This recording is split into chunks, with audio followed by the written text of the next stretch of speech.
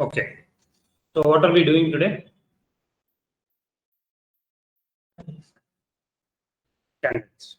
Okay, so we'll go into standards. Okay, having discussed a little bit of how the investment industry works, right? So we discussed a few case studies last week. So we'll now go specifically to each of the standards and see what are the nitty-gritties in detail. Okay. So first, what is the first standard? Professionalism. What is one? Within that, knowledge of the law, objectivity, misrepresentation, all these things are there. Okay. So the first standard being professionalism. That means what is it that you are expected as a professional? Okay, that is the idea. Like as a professional, what is it that we expect? If you are a professional, that means you would be aware of all the things, right? If you are a professional, you will do your work properly, right? If you are a professional, you will not try to cheat. Okay, then what? If you are a professional, you will conduct yourself properly. These 4 points are nothing but your 4 subsections of first standard. If you are a professional, you will be aware of things. That is your knowledge of the law. Okay, so first, instead of going directly into the standard, first at a high level, understand, okay, why is this first standard is being named as professionalism? As a professional, when I say I am a professional, right, what differentiates me as a professional and any other common man? I'm also a common man, but what differentiates me as a professional from anyone else? It's not that I have 2 horns, okay, or it is not that I'm just I'm a qualified person. Qualified is okay, but how are you different from others? You are different from others because you are expected to behave professionally. You are expected to talk professionally. You are expected to work professionally. What is professional? Very simple. You are aware. You have the expertise in the relevant area, right? You will conduct yourself in an accepted way in the society or in your area of business. Okay, you will not try to cheat, you will not try to misrepresent. Okay, so basically if I do all these things, that means I am working ethically. That is why this is part of your ethical standards, right? How you can uphold ethics or ethical values is the first step in that is you should have the understanding of the prevailing rules, regulations, laws that govern your area of work. Right? You're not expected to understand GST fully. You're not expected to understand labor laws. But you are definitely expected to understand what SEBI wants to say. Right? You're definitely expected to understand Companies Act a little bit. Right? You're definitely expected to understand your policies of the company in which you are working, the rules of the company in which you are working. Right? Ultimately, ethics as a subject, you will be able to understand it properly if you keep the ultimate stakeholder in the mind. Who is the ultimate stakeholder? Keep writing, keep writing. Society at large, investors at large, not society at large. Right? For you, the ultimate stakeholders is investors at large, not society at large. You are not responsible for traffic violations as an investment professional. You are not responsible for crime that is happening as an investment professional, right? You are responsible if your actions as an investment professional will result in investors losing trust in the market or in the company or in the industry. Okay, that investor may be associated with you, may not be associated with you. That investor is working with you or may not be working with you, or you are working with him or not. That doesn't matter. But ultimately, you have to look at, ultimately my stakeholder is investors at large,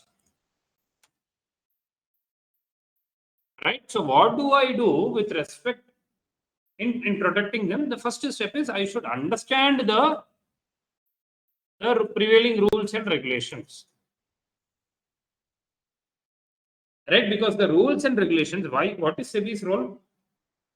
What is SEBI doing here? Why? To save the retail, to save the retail people from No. It is not only retail people. Retail people is okay.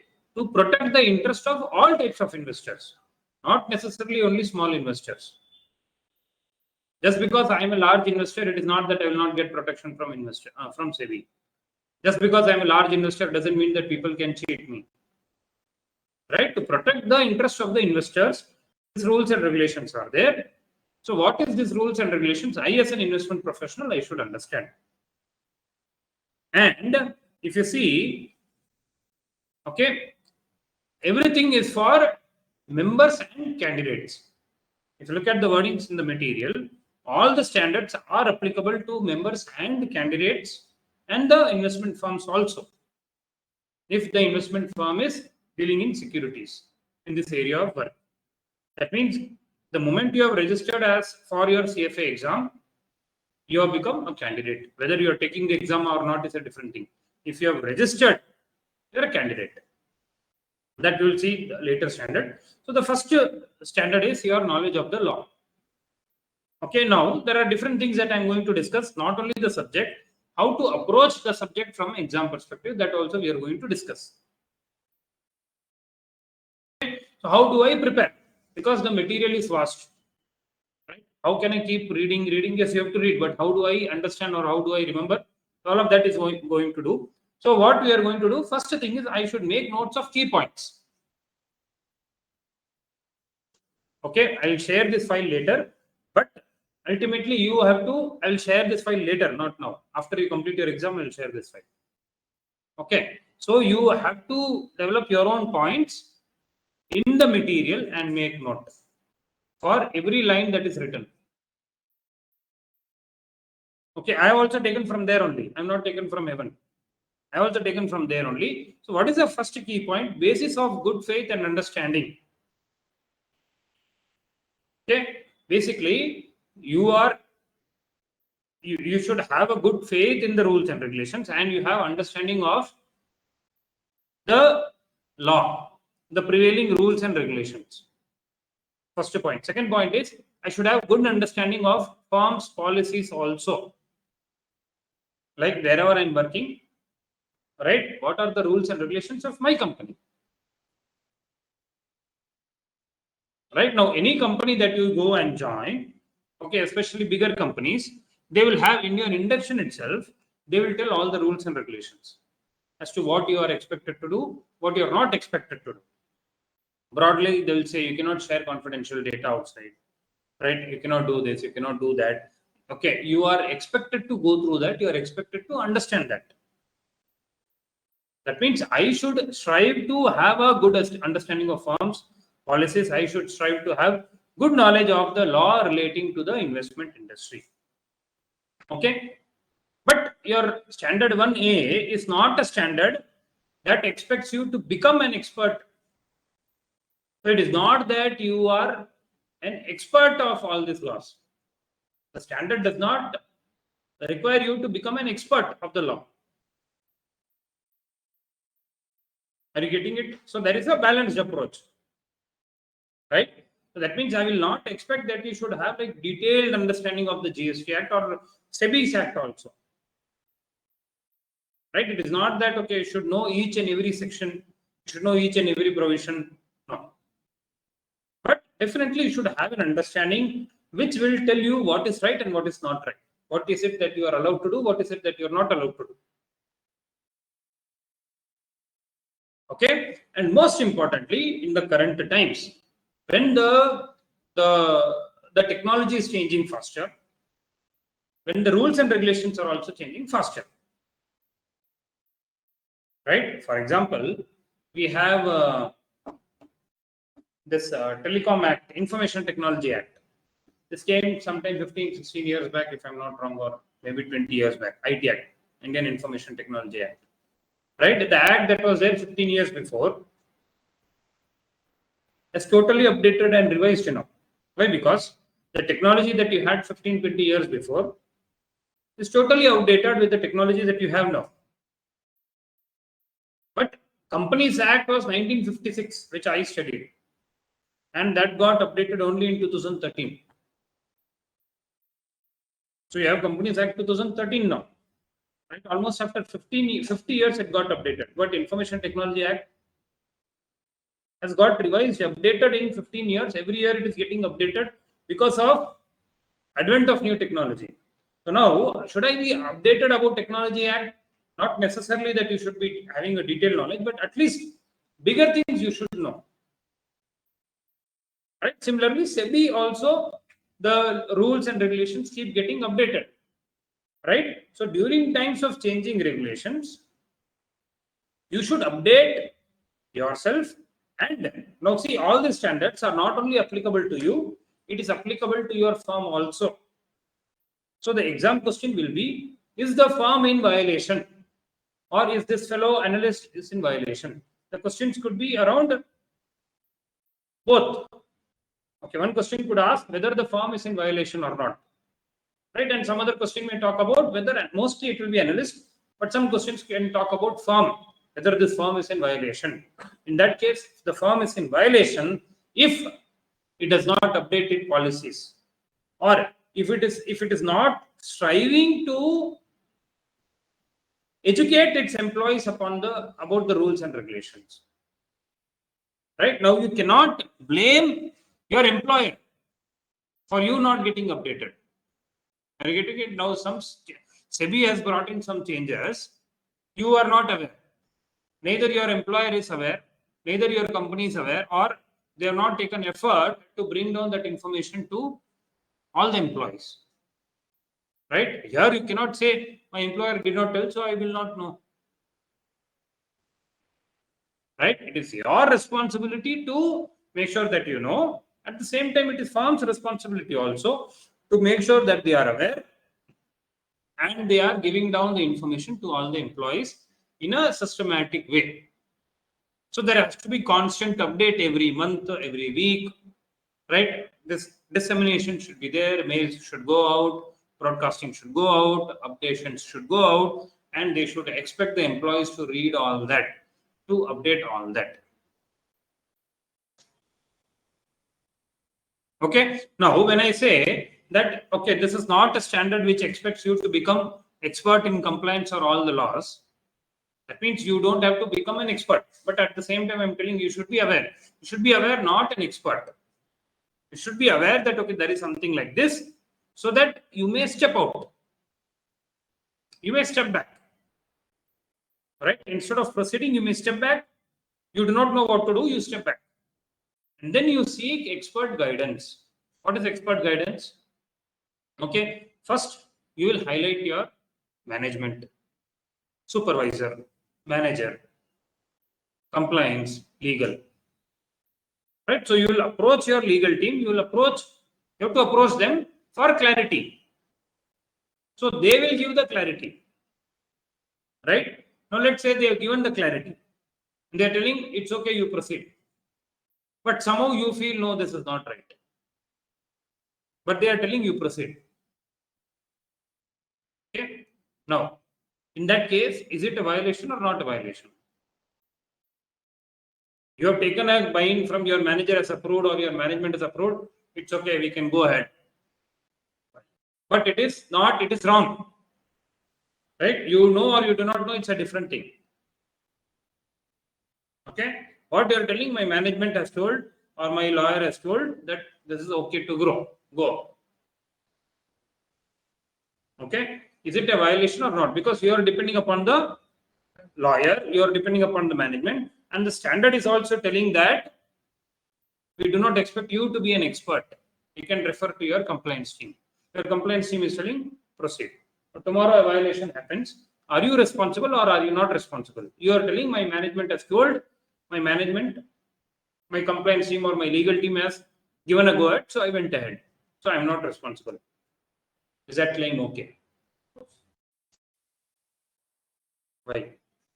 You are expected to have individual. Usually, I expect to know ethics about that. In my own terms, so because I did not have a clarity, that is why I relied on my disassociate means what? Yeah, Come out of the company. Yeah. So every 3 months I'll come out of a company. from that project. That is why my compliance team is telling no. Why? What does independence mean? Like you should do our Our own. That is why, Thambi, I did not understand. So I went to the management. And management is telling, compliance team is telling, nothing wrong in this, go ahead.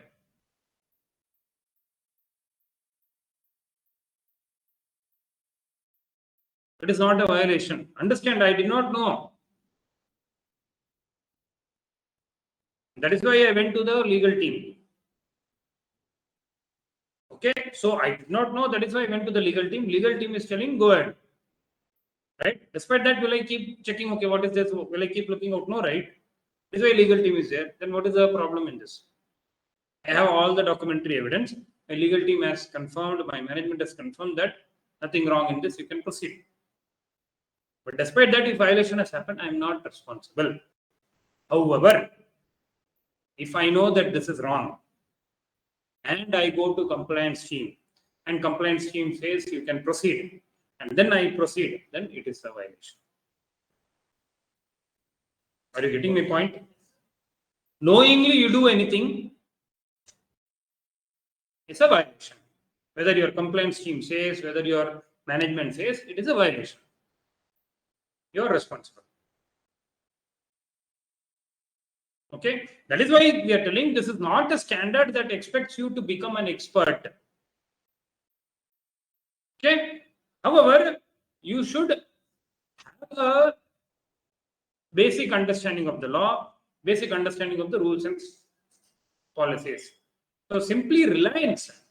Okay, you cannot be like without updating yourself. You did not update. You did not provide a reasonable. You did not do a reasonable effort in updating yourself, and you did not know that there is something wrong. And compliance team says it is okay. So in this case, you are violating. Understand that.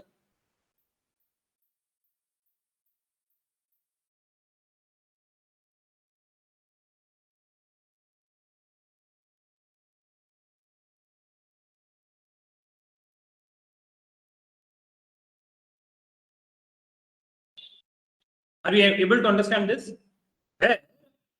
If I did not take any effort to update myself and I did not know, right? And then I go to compliance team can proceed, don't worry.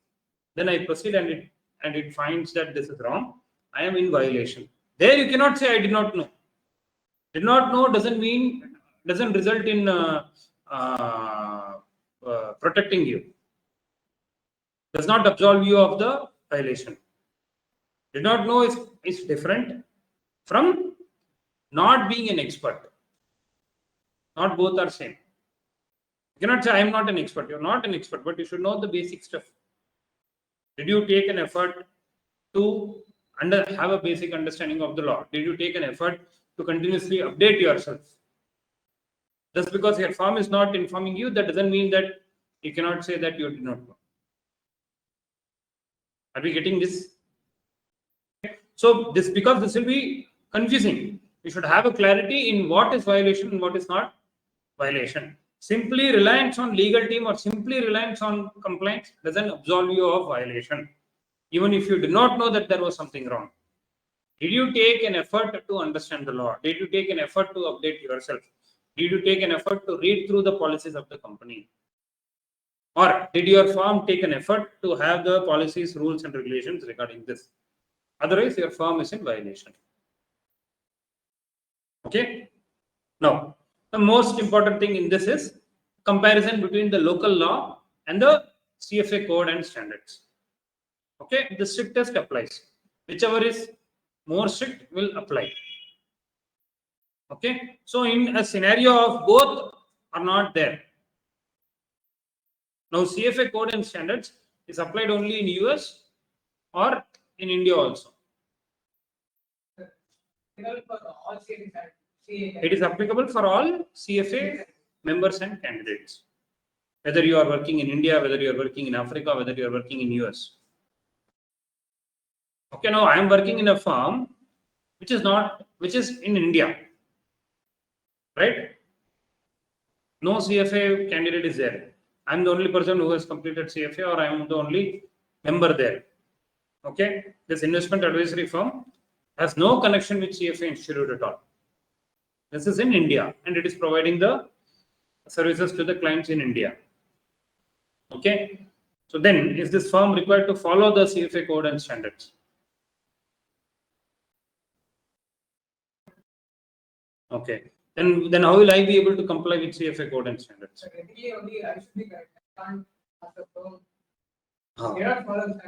They don't follow the standards, but now let's say CFA code and standards require you to do something, and your firm says no, we cannot do this. What will you do? You're getting my point? CFA code and standard says you should be doing like this only based on the ethical code of standards. But your firm or your employer says it doesn't matter to me. I'm regulated by Indian rules and regulations. So we will not do this. All the best for your CFA. You and your CFA, you can enjoy. Don't bring your CFA knowledge here. That is the employer will tell, or your firm will tell. What will you do? Getting? Not that every firm has to follow CFA code and standards, right? In that case, Follow the company's rules. That will be the company rules, but CFA code and standards says you cannot do this.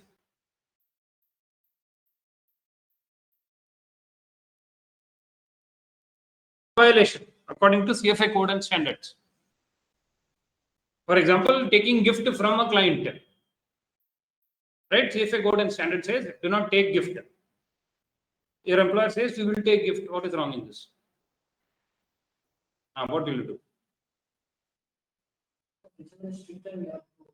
No, forget whichever sector. You're here, you give the answer. As long as it's reasonably not affecting. Forget it. My employer says accept the gift. My employee has knowledge that I am accepting it, so it's okay.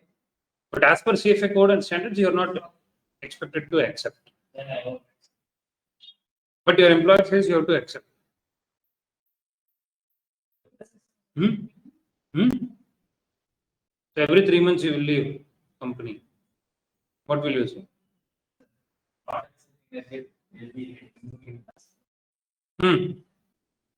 So there is a problem, right?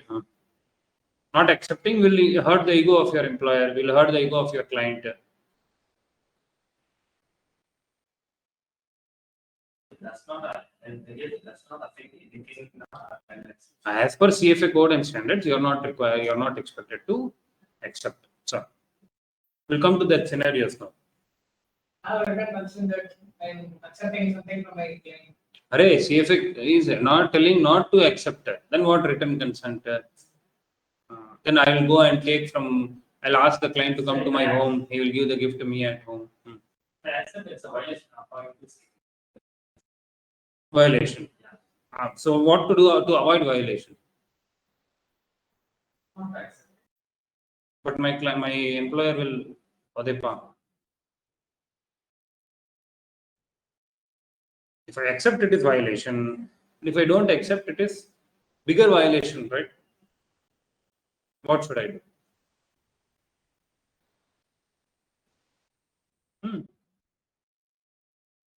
It's not affecting my in any way. I mean, your girlfriend is not willing to understand whatever you are telling.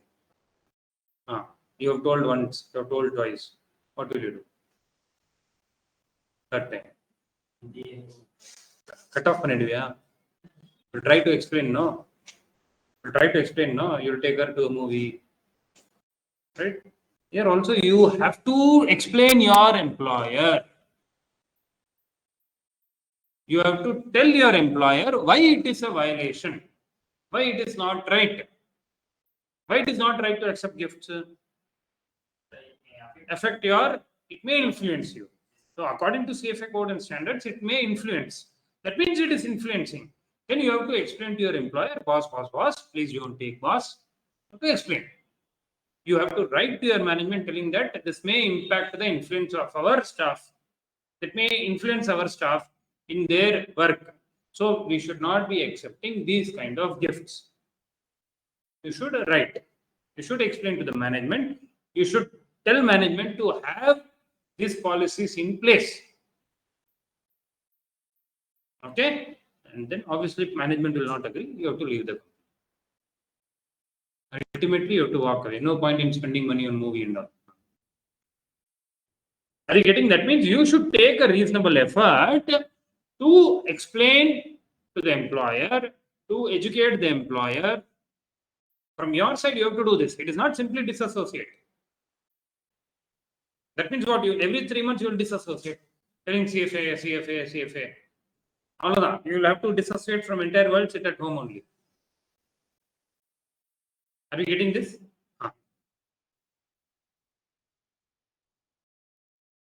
Okay. See, disassociate means what? First, you will explain, right? You will highlight it. Then, if it is not working, then what will you do? Come out of that assignment, come out of that function, come out of that client. Tell the manager that I will not work on this client. I will not work on this assignment. Or come out of that entire function or entire department itself. And finally, you have to come out of your job. If the employer is not willing to accept. Understand? Okay. Now, let's say I know that there is a violation. And I don't do anything. I'm not doing violation. My employer is only some other colleague of mine is doing a violation. Okay. Some of the acts of my employer or my colleagues are not in compliance with the.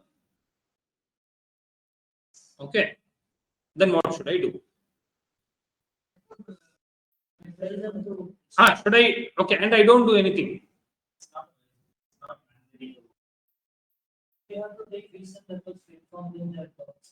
Inaction results in violation.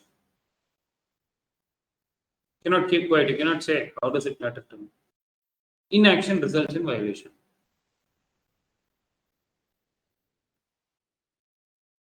You cannot keep quiet. You cannot say, I'm not doing anything. That fellow is only doing. I'm not in violation. No.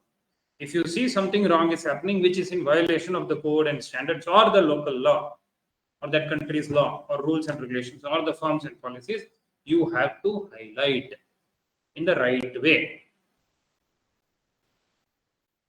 Inaction results in violation. You cannot keep quiet.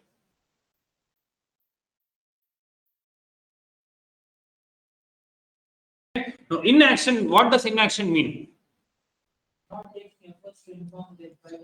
Okay, inaction means, okay, not necessarily informing. Right? Inaction doesn't mean that, okay, you have to inform everyone, okay, you have to go to court of law. No. Right? Inaction means, okay, first you have to come out. You are part of that function and within that function something wrong is happening. Or let's say you are doing a research, you are writing a research report. Okay, and something wrong is, you are part of that team, you are part of that research team, and something wrong is being written.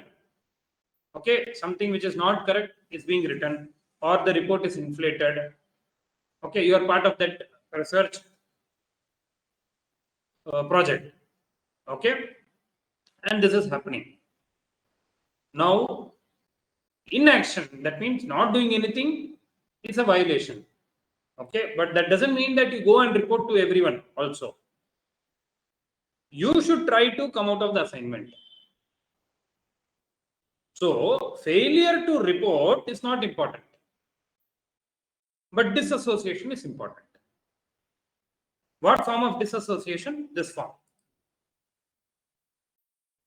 Disassociation doesn't mean you simply come out of the job, give your ID card and come out. No. Understand, disassociation is a big thing. It will impact your career. All of these things are there. But if you're continuously seeing like, okay, this is going to happen, then it's a last resort. First resort is keep quiet, come out. Okay, understand, you're not doing charity here. You're not doing social work here. You have to protect your job. You have to protect your business. Right? Stay away. Stay away. So you have to understand that you are in a commercial position. You're here to make money. Just because you're talking about ethical standards doesn't mean that I will do work for free. Right? I'll put myself at a disadvantage. No. Inaction doesn't mean that you have to keep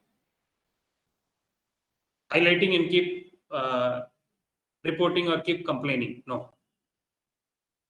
Yes, you have to do that, but at the same time, you should step back.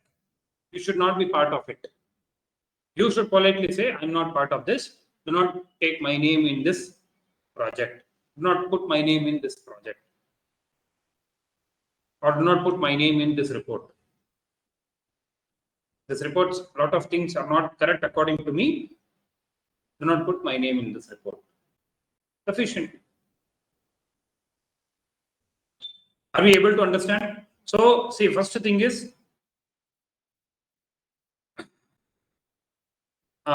knowledge of the law. It is not that you are an expert. At the same time, you cannot rely on your lawyer. You cannot rely on your compliance department. You should have basic knowledge. That doesn't mean that you should be an expert. Okay, you should have known is important. Things which you should have known, you should have known.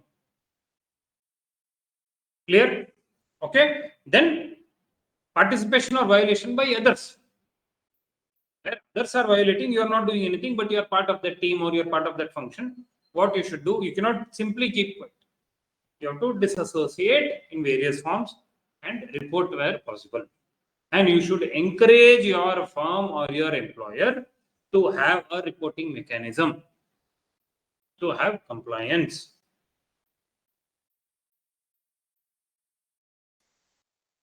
If I found that one of the colleagues is working on an illegal activity, then should I directly go to the management and then I should put there? You have to assess, yes, definitely. At least if you should not be part of it. I'm not a part of the project, but seeing that this is being another project. Whether it's my right to go And right, a responsibility. A responsibility to inform appropriately. that is the first step. Then if the management is not very You have to be part of, you have to disassociate from that function or from that project. Okay, and then still if your linkage is there, if you think that whatever they are doing is a very big thing which will impact negatively, you should come out. Okay, clear? Now, so these are some of the key points. Okay, now there is something called as recommended procedures. Okay, how the firms and the members can avoid violation. Okay, so what does this mean? Stay informed. Okay, stay informed, read, get employer to have process of learning. Your employer should have a mechanism where employees are continuously updated. You have to build in that system. Okay, what is CP? Continuous professional education or continuous professional development, right? Or CFA Institute also has that. Various institutes have that. So as part of that CP, they will arrange a lot of sessions, lot of webinars, lot of events. You should attend that so that you are updated. Okay. Review the procedures always. Whatever the processes are there, you should review. Okay, whether they are updated or not. Okay, in terms of compliance with the law. Okay, maintain current files. What is maintain current files? Basically, various facts, okay, currently which are applicable to you. At this point in time, what are the biggest provisions of the law that are applicable to me? That has to be maintained. Okay, and also which kind of work to do, which kind of work not to do currently. There is something called as restricted list, right? Whether should you work on that client or not. That is also part of this. So these are basically the members it should do. Firms should develop the code of ethics. Okay, same thing. Whatever we said here, like members should get employers to do. So that is the employers to do all these things. Establish process to report violation. Okay, so coming, so some examples. Something which we have discussed. Okay, reliance on legal advice doesn't absolve of violation. Firms inflates information. You become aware. Disassociate. Okay, 1A applies. And this one. So local law or CFA code and standard, the strictest one will apply. Right? So there are a lot of scenarios that are given in your material. Go through that.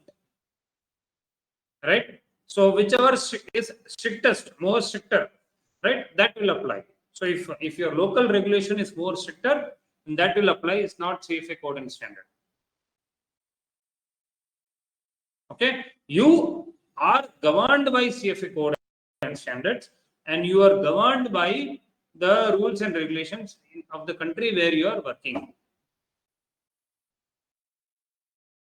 You are not only governed by CFA code and standards, or you are not only governed by the rules and regulations of the country where you are working. You are governed by both.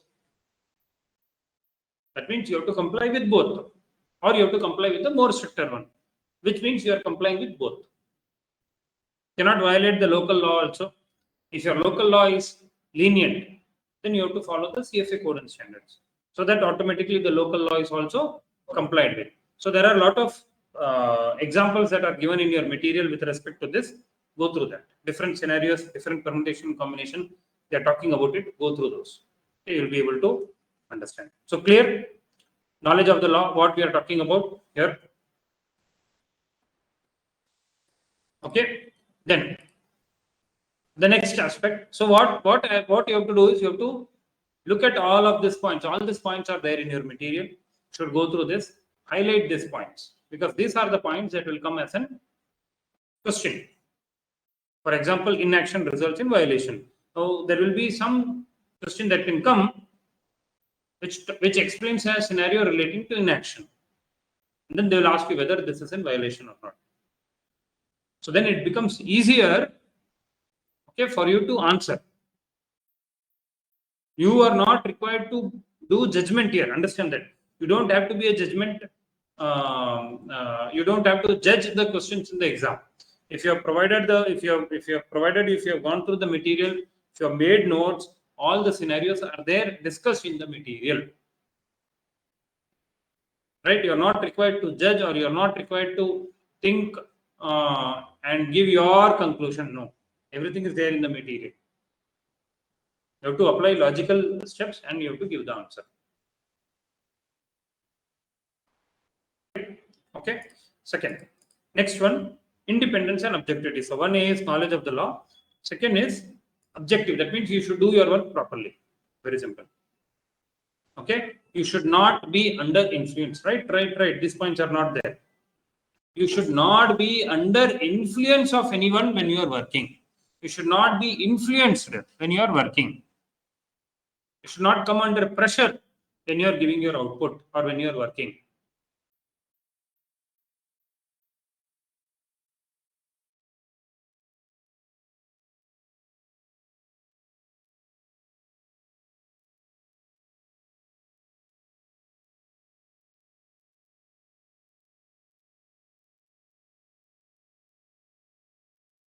before that, okay, maybe let us see if what I will also want you to do is go through the examples that they're talking about.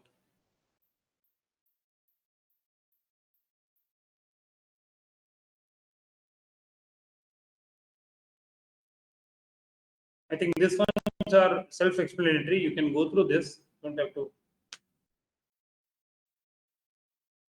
Okay, quickly read through this.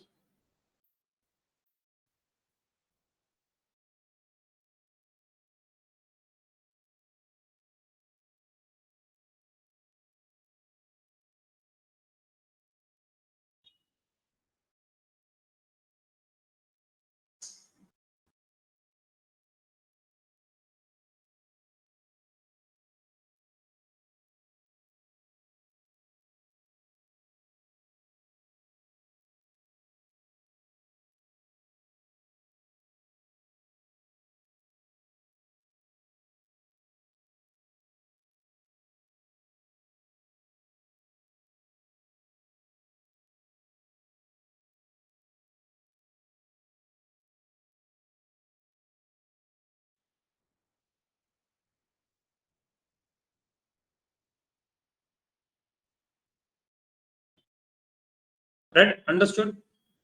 Right? So this is a violation of the law. This is a violation.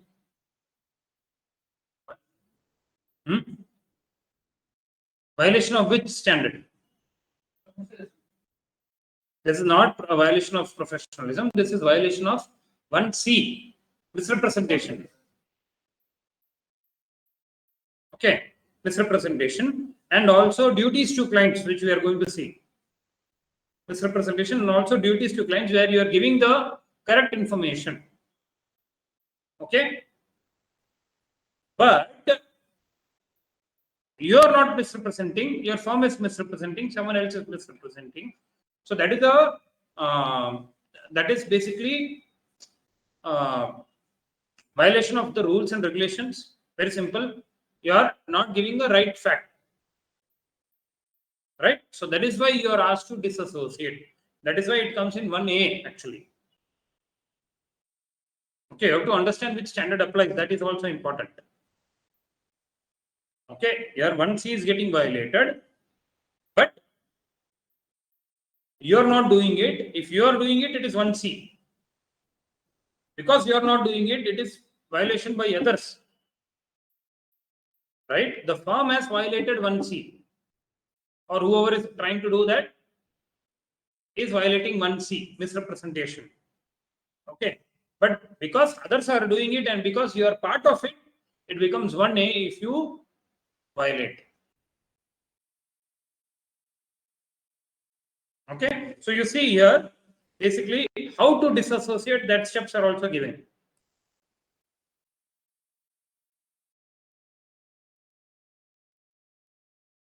The situation to the attention of our supervisor or the compliance department. If our firm is unwilling to recalculate performance, that means if the firm is unwilling to do so, you should refrain from using the misleading promotional material and should inform the employer why you are doing so. And if your employer is continuing to do so, then you should check whether disassociation means I have to quit my job.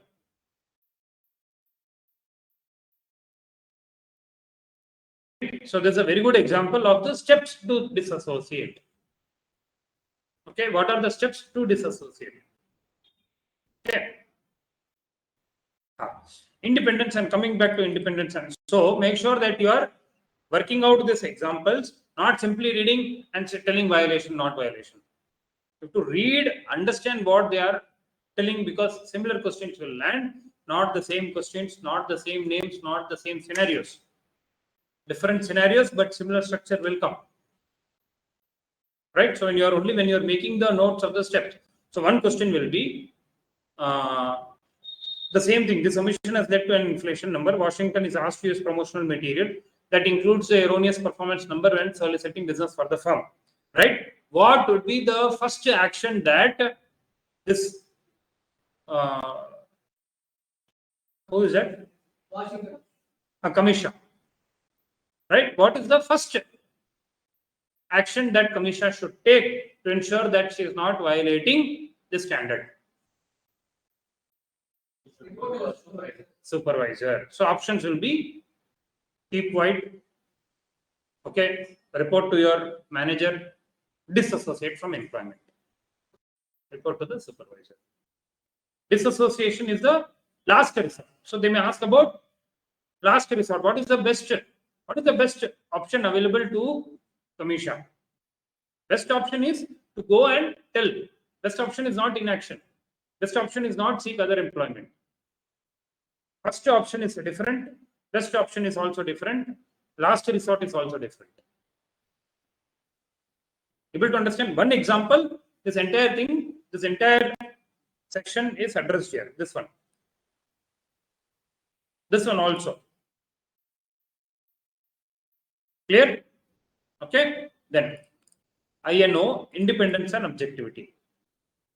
Okay. What is independence? I should be independent in doing my work. I should be objective. I should not be biased.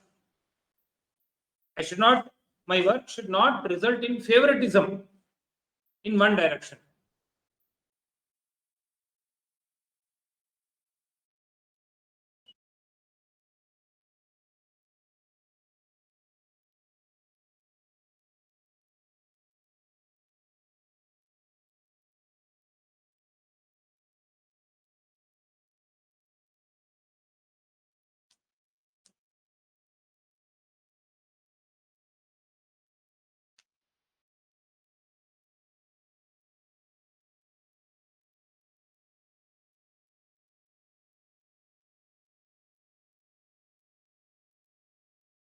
Very simple. You have to be, you should avoid situations which compromise your INO. What is INO?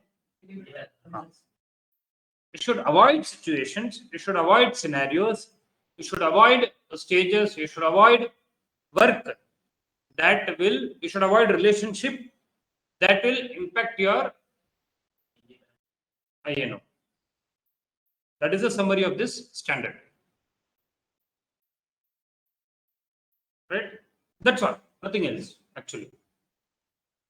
So any situation or any transaction or any event which compromises your INO, you should avoid it. Right? If you're not able to avoid, you should disassociate.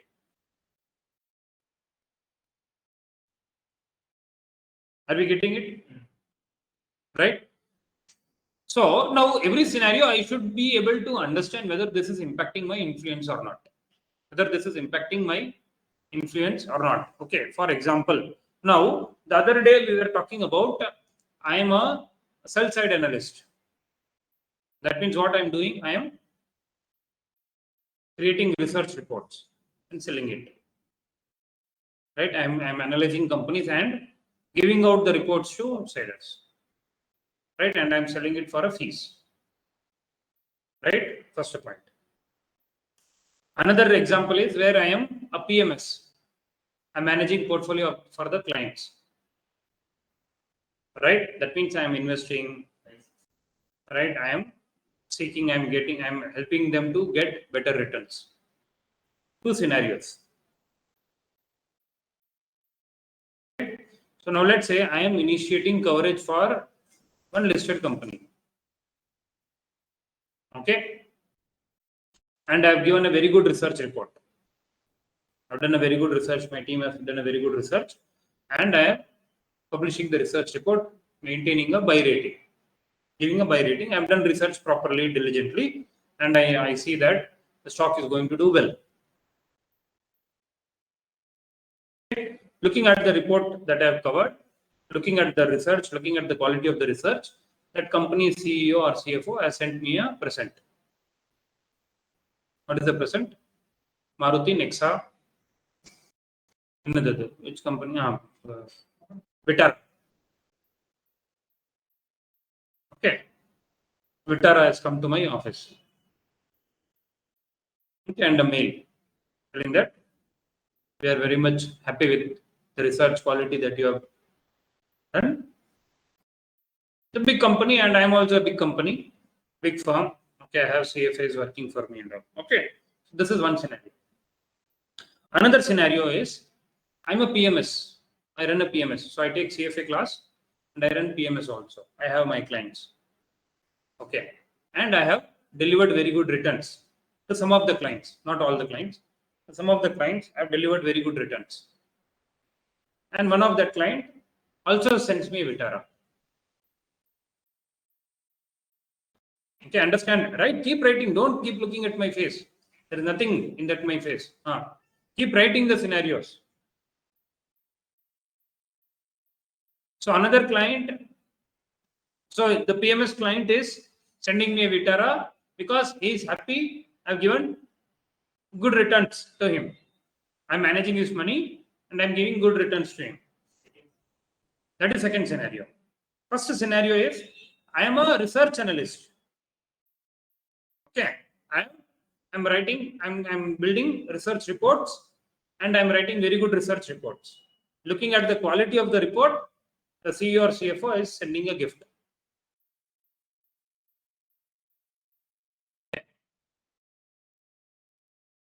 In both the cases, I have informed my employer, my management.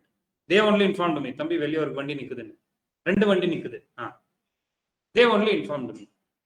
And my management knows about it. Now, in both the scenarios, am I okay to accept gifts or am I not to accept the gifts? Or if I can accept in one case and not the other one, which one can I accept, which one I cannot accept, which one can I accept informing my employer, which one I cannot, which one I can accept without informing the employer, or in both the scenarios, I should not accept at all. 4-5 permutation combination. I can accept, I cannot accept both. I can accept by informing my employer in both. Okay, or I can take in one case, I cannot take in another case. PMS client. No, the second question you said. Whether can I take the gift or not? By informing my employer. Or if I'm taking the gift, okay, should I inform my employer? One day I'm telling, I'm informing the company CEO, sir, office I'm calling a So should I inform my client? Should I inform my employer and then take? Or it is okay without informing the employer? Okay, should I take these gifts or I should not take these gifts? First question.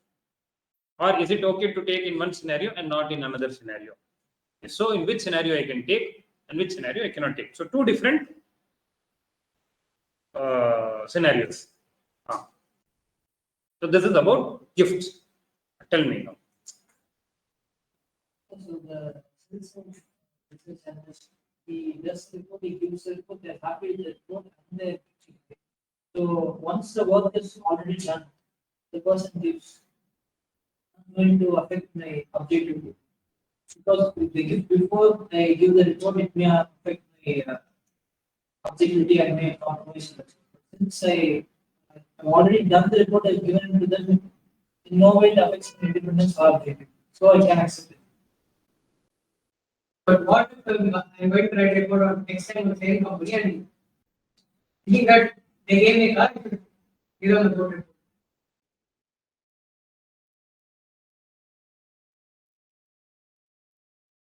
I said the quality of the report.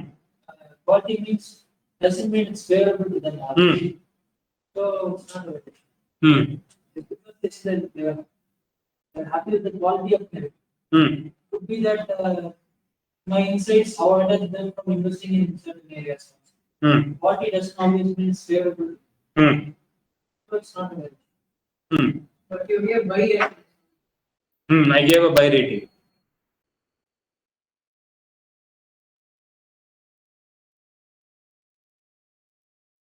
Of them are big companies. So what? That in this case it becomes reasonable. Hmm? This case it becomes reasonable not tax.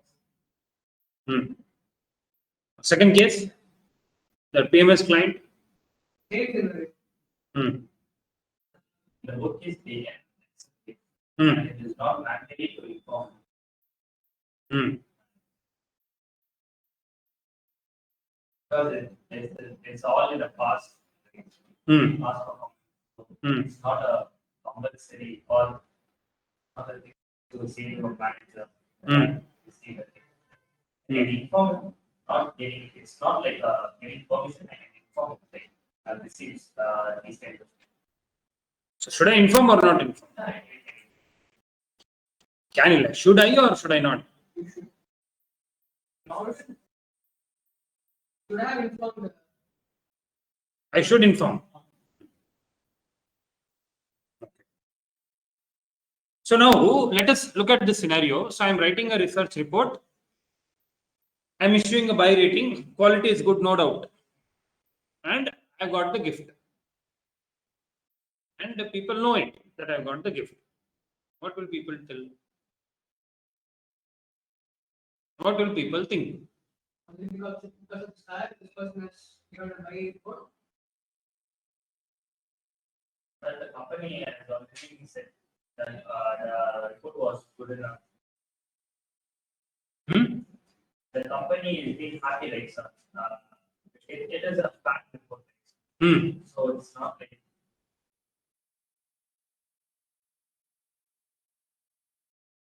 it's a genuine case. It's their job to also address public perception. Hmm. They should not accept. Hmm.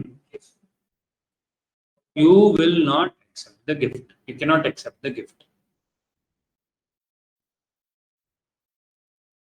Okay. Very simple. Because see, I am giving a report about you. And you are giving a gift to me before, after, later, whatever it is. Okay, here also there are two scenarios. Understand? One is directly initiated research. Make a note. Directly initiated research and issuer paid research. What is directly initiated research? The company is not coming and tell me cover me. Are you getting it? The listed company is not coming and telling cover me. Okay, I feel that this company has a good potential. I'm doing a research and I'm selling this research report to potential buyers who buy side analysts, fund managers, investment managers. So for them, I'm preparing. Okay. So who is going to pay me there? These people, not the company which I'm covering. This is one directly initiated coverage. The another scenario is issuer paid research. Issuer paid research. What is issuer paid research? The company itself is coming and telling, do the research and give it to us. This will be generally seen in credit rating companies. Right? What will happen in credit rating companies is, so if I'm a credit rating company, say CRISIL, ICRA, CARE ratings and all, the companies which want to issue bonds, right, debentures, they will obtain a rating from these companies. They will pay and they'll say, give us a rating. Are we getting this? They will pay and they will say, give us a rating. So issuer paid research. So there, obviously you are paying me and telling, give us a report. Will I give you a negative report? Their company is not perfect report. I should have to give them. But you are also telling Vitara is going to come. Will I give a negative report? It influences. It is, even if, let's say, even if I am a very good person, even if I am doing my work objectively, independently, I'm not having any influence. I'm not getting influence in any which ways, and still you are sending the gift. I'm accepting the gift. It is wrong. Why? Because the perception is, because you got the gift, you would have got influence, and that is why you issued a buy rating. That is why you gave a positive report. Let's say I gave a sell rating. I gave a negative report, but still I got the gift. What should I do in that case? So given celebrating receiving. Gift. Sir, not accept. Why? Why? Why not accept? You know. If I am not accepting, By report पे हमारे पास एक report का नाम. But what is the problem in my report? If there is a chance of telling because you gave a favorable rating, that is why that fellow is giving you a gift. You can say you are no longer being no longer being objective. Objective means whether or not because they give you are supposed to do your job. So you should not accept it. Even if it's You can accept that based on my research, I went self-rating, and again it's okay for them. They offer me a car.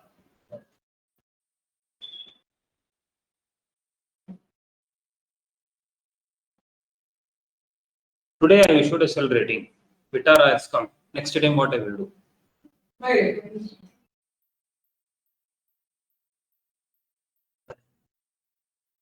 So research cases, you should not accept any gifts.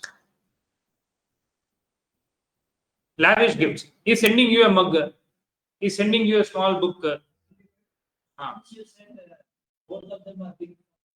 Ah. Let's say reports will grow. Big firms means listed company is obviously bigger company, and I am an expert in my industry. Reports will go around for multiple, say, lakhs per price. Considering the value of the report, this will become reasonable, right, sir? Even though cars are big thing. Report is not going to go for lakhs and for crores and all. So not everyone is going to buy, right? 1 or 2 clients will buy.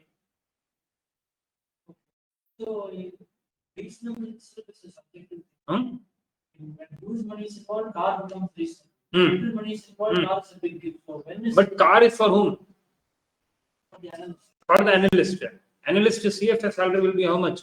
Per year 1 crore. 1 crore, even if 1 crore is it, yes, the salaries are there. Fund managers and all will have. Not all fund managers. That fellow is getting 1 car. Is it not big enough? Sir, very negligible, sir. You can buy another car. Huh? You can easily buy another car. That is reasonable for me. Right? Easily buying is a different case. That is reasonable. But is it not a okay? Tell me, okay. Instead of car, I'm sponsoring a Pondicherry trip. 2 days. And then reasonable. How it is reasonable? Is it not a lavish gift? Lavish only. Because the report is being gifted to, right, sir? Huh? If it's gifting to me, it's very lavish. If Hmm. it's gifting to some kind of fund manager, which is earning crore, it's not lavish. Why it is not lavish? You know what's not? It's a holiday gift worth 2 lakh, 3 lakh rupees.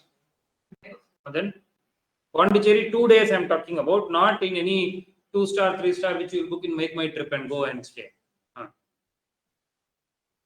Any gift, okay, an analyst will not earn crores of rupees. First, let us understand that. Right? And even if I earn 1 crore, someone is gifting me a car, why will I not take it? Why will I not be happy? Somebody, when I'm employed, that Sodexo card every month they'll credit 800 rupees. We'll wait for that 800 rupees credit so that we can go and buy chocolates from the office canteen. And if it is not credited, half an hour discussion will happen among the employees. No, the credit early, 800 rupees you will credit every month. 820 some calculation every month, the 30th or 29th it will get credited. And there will be people who will use that card only to eat lunch in the office canteen. And that fellow will not eat because that Sodexo card has not got recharged. And he will stop all his work. He will write mail to employers, to his functional head. Sodexo card has not got recharged. Please escalate this to the concerned department. And this fellow is earning 50 lakhs a year. Now you tell. Purida, so what is lavish, what is not lavish, we cannot define. Right? Is there a way to influence?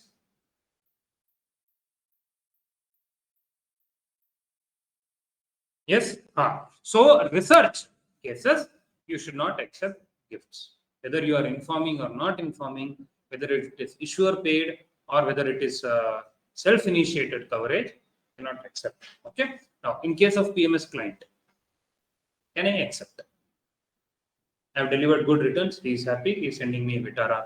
He is sponsoring a Pondicherry trip. Selling long weekend. Boat to vandarunga. Or I will pick you up from the booth. You put your vote. You cast your vote Friday morning, 10 o'clock, 11 o'clock. Please cast your vote by 9 o'clock, 9:30. Car will come along with your family. Even if your kids don't have voting power, still you bring them. We will take care. We will directly take you from election booth to Pondicherry resort. 3 days. Enjoy.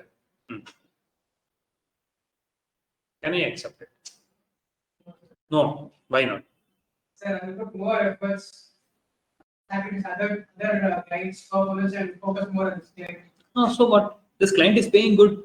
Sir, only this person is benefiting, not like investor. They are not benefiting. Investor, I'm not doing a charity here. Doing a charity here. I'm in a commercial business, right? Yeah, but if there are no levels of service. So yesterday one fellow came. Okay, 2 days back, 2-3 days back, one fellow came. He's telling that I am having so and so video recordings. Okay, I do not want to attend classes, but you please help me for the exam. How can I do it? He's telling I have online classes. I will attend that, but those people are not accessible. So, okay, exam support and all they will not give. You please help us. Sridhar வந்து கத்துறான் என்ன sir இப்படி கேட்கறான் என்னப்பா சொல்றது what is that? Now the challenge was different. You will not come for class. How do I help you out? You say I will not come for classes and all. How will I help? He's telling take lesser fees. I will say lesser fees is not a problem. But how if you will not do whatever I say? Only if you are part of the class separately, உனக்குன்னு நான் ஏதாவது உட்கார்ந்து help பண்ண முடியுமா? No, right? Come as a group, you take test, you do this, that's a different thing. Sridhar was என்ன sir இப்படி இருக்காங்க என்னப்பா பண்றது? And he is telling sir help பண்ணணுமா? We said no, we are not a charity. We are a commercial business, very simple. So here this client is giving me a gift, or I have performed well for this client and this client is giving me a gift. What is wrong? I can accept it. So tomorrow I will take more fees from you for the CFA class. I will focus only on you. I will not focus on other students. இப்படி சொன்னா இப்படி ultimately you have only one option to select in the exam.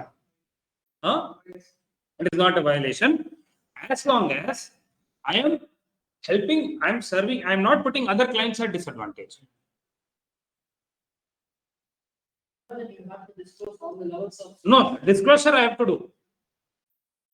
If I'm not putting other clients at disadvantage, right? I'm charging same commission from all the clients.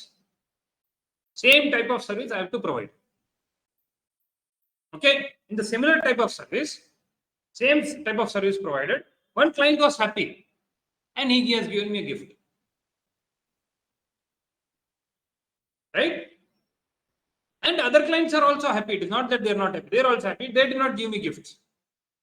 Nothing wrong in that.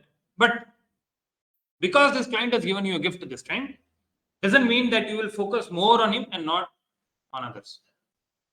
First point. Right. Keep writing all this. The one who is under the PM. Hmm. The one who is providing. Who will like? If you are the CEO, you don't have to disclose to anyone. But if you are an employee, you have to obviously inform your manager. Yes.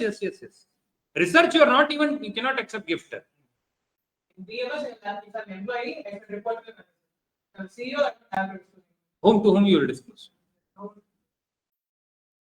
Okay, now within this client also, right now let's say there will be some clients, different types of services you may provide, right, within PMS also. Okay, based on different types of services, different commissions, different revenue streams will be there, right? So there are different levels of services provided. So there are some clients which says that okay, you don't have to do big research, I will not give you big commission and all, I'll give you only so much of commission. Okay, and you don't have to do any bespoke allocation for me. Okay, you don't have to customize anything for me. Whatever you are thinking is good in the market at that time, you do for me. That is one type of client. Another client is telling, this is my income, right? This is my risk. These are the industries you should focus. These are the criteria. Accordingly, you should do research and then you should invest based on these criteria. Right? So specialized service is being provided. This client is paying specialized money. All right. And this client I am delivering better returns. This client I am not delivering better returns because the scope is different. Right? And this client is giving me a gift. Can I accept it? Yes. Right? Specialized service, he has offered for it. Am I putting him in disadvantage? No. I am providing whatever is due to him. But you cannot get influenced and focus only on one client and put others at disadvantage. Right? So PMS client relationship where you're having clients, you can accept gifts, right? Expensive gifts also, provided it is not influencing your work, provided you are not putting other clients at disadvantage, provided you are not putting investors at large at disadvantage. So more of this is will come on duties to clients and duties to employers. Very simple. Here, is it influencing you? It is not going to influence you. Right? If it is going to influence you, then you cannot accept the gifts. Okay. So gift generally is confusing. So there are two scenarios as far as gifts. Gifts in a client relationship, performance returns, PMS, etc. It is okay to provide. It is okay, provided informed to employer, not putting other clients at disadvantage. Okay. Gifts from issuer, not at all okay, even if informed. Okay, this is about the gifts. Okay, so how you can get influenced? These are the pointers as to how you can get influenced. Research. How you can get influenced is basically there are companies who want to seek better coverage. There are so many listed companies. Some companies are getting covered. You will see listed companies. Some companies, lot of brokers are talking about. There are some companies, none of the brokers are talking about. Right? So if none of the brokers are talking about, will you invest? Will not invest. Right? So what companies want to do? So the liquidity will also be less, volume will also be less. So if companies want to seek better coverage, they will ask you to cover. They will ask you to, that is what issuer paid research could be. Right? In that case, nothing wrong in that. They come and tell you, please cover for us. Please issue a research report for us. You are a very good research firm, please do so. Nothing wrong in that. We can do it. But they may influence you by gifting or okay, now what? How should the compensation arrangement be? So this fellow is coming and telling, please initiate coverage for us.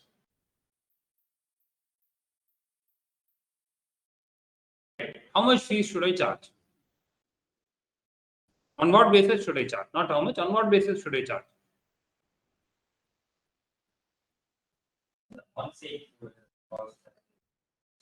Based on the effort, a flat fees. Not based on whether you are giving buy rating or sell rating. Not with, okay, I will give a report today, I will give a research report today. Tomorrow, if your volume picks up, you have to pay me so much bonus. No. Flat fees. Getting it? Okay, understand the scenarios. These are technical terms, difficult to understand unless you have practical exposure. Okay, issuers and underwriters, they want to promote new securities. What does this mean? For primary market, underwriters will want us to promote the security. They will sell it.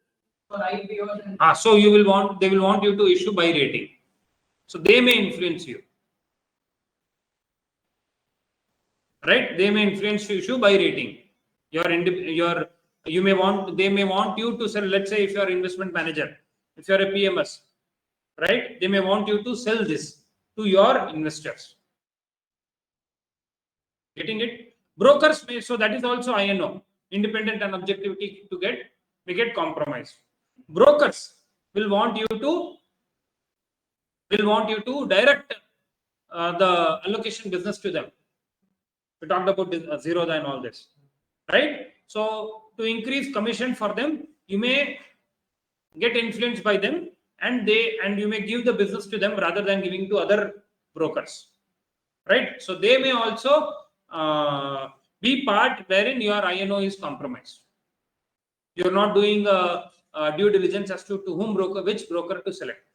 Some broker is coming to you and telling, do this, I will do this for you. Okay, then what kind of benefits could be offered? Different types of benefits, right? Not necessarily monetary compensation, holiday package, okay, gifting cars, gifting different trips. Okay, in fact, including stocks could be offered. right? Over-allocated stocks, oversubscribed IPOs, right? So oversubscribed IPOs, where the IPO is oversubscribed, but because you helped initially by issuing buy rating and all those things, or by issuing a favorable report, even though it is oversubscribed, you are getting allocated, the underwriters, okay, you may get the allocation, better allocation. So stocks could also be offered. Okay. Now here, modest gifts are okay. What is modest gift? One mug, one pen, one souvenir. Those are okay. You do not have to inform your employer and all. Modest gift. Reynolds pen na okay. Okay, va. Then you have one store here in Nangambak. Here near income tax office there is one store, pen store. Illa. Okay, there one pen minimum starting range is 5,000, 6,000 rupees. Mont Black pen will cost 2.5 lakh. So obviously we are talking about modest gifts. Modest gifts are okay, whether research or non-research, anywhere. Very simple, $1, $2, $5, 100 rupees, 200 rupees. What is modest? Modest for everyone, not for Ambani. You cannot say for Ambani, BMW is a modest car. No. What can influence you? Right? Client gift. So that is what we discussed. Okay, so these are the scenarios which could influence your INO. Okay, buy side clients, influence sell side analysts. So this is something which we discussed. Okay, and investment banking relationship firms. Okay, investment banking relationship firms giving IB services work hard to develop and maintain relationships with IB clients and prospects. So what happens now? So this we discussed last week, right? There is a firm where you have research team, where you have investment banking team, right? Investment banking team is working hard to get work from that client, and you are initiating coverage on that client and issuing a negative report. So what this investment banking firm will say, this investment banking team will say, please do not do this. So they are influencing now your independence and objectivity. So for that, only I talked about firewall. What is firewall? A wall between two teams or two functions. Not wall. Not this wall. Okay. Communication wall. Okay. All kind of communication among them will be restricted. Should be restricted. Is the ideal scenario. Okay. This research guys cannot report to the IB guys, or the IB guys cannot report to the research report. There cannot be cross communication, cross reporting. Right? What is the idealistic scenario? Right? The idealistic scenario is you have to put those clients in restricted list. Right? If research team has already initiated a coverage, then that client will be under the restricted list for IB guys. IB should be told you cannot deal with these clients. Or if investment banking team is already talking to a client, then that will be a restricted list for the research guys. Research guys cannot initiate coverage on that company. Able to understand why IB guys are helping the client to raise money or deploy money. So IB guys will get big fees. Generally, investment banking relationship will get bigger revenue from them rather than issuing research reports. So these are the scenarios where your INO could get compromised. So what happens? Now the IB team fellow says that, okay, we are chasing this client for this particular deal, right? Please do not issue negative report. Are you getting it? In that case, what should I do?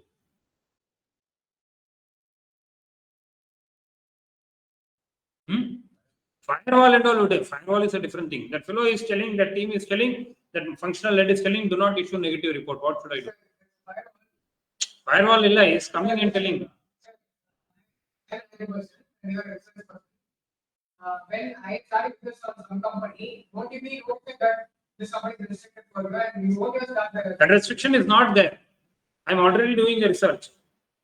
and I would start the But you are coming and telling, do not give a negative report. We are chasing this client for a deal. So it will be restricted for me.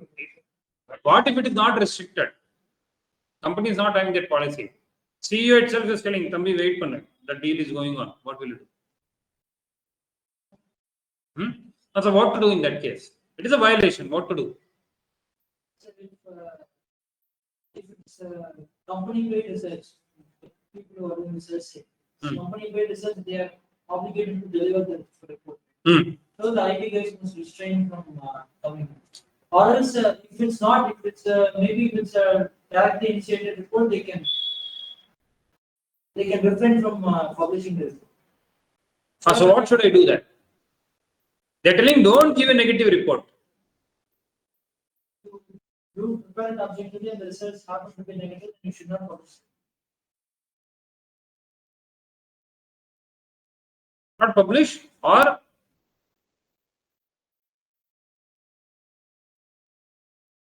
should I do?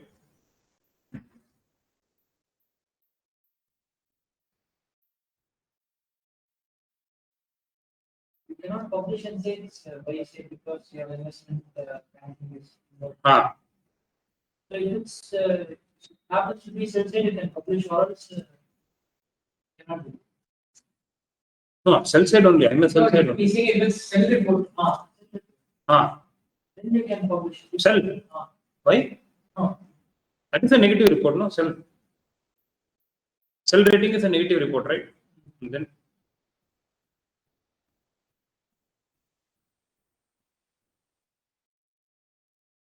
understand?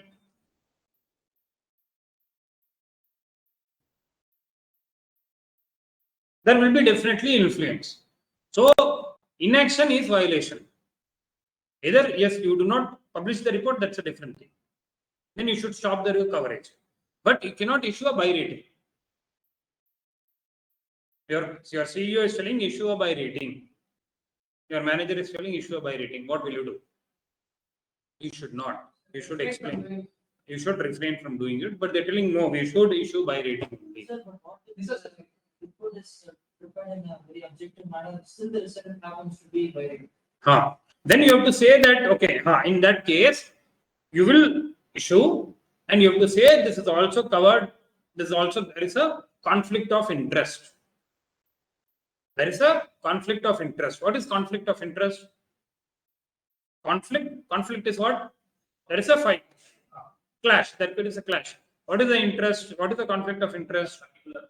That investment banking is team is covering this client as part of a deal, right? So what is where is the conflict here?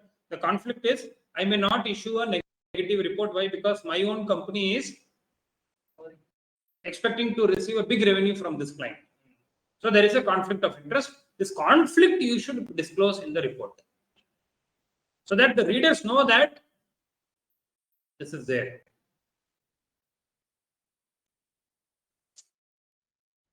Are we getting this? No, it can be by recommendation, it can be sell recommendation. Idealistic scenario is you will not do the research. Idealistic scenario is you should not do both the work. The company should do only one work. Okay, so that is why you have this firewall. Okay, the company should be put under restricted list. Idealistic scenario, the company should be put under restricted list. Only one activity can be done.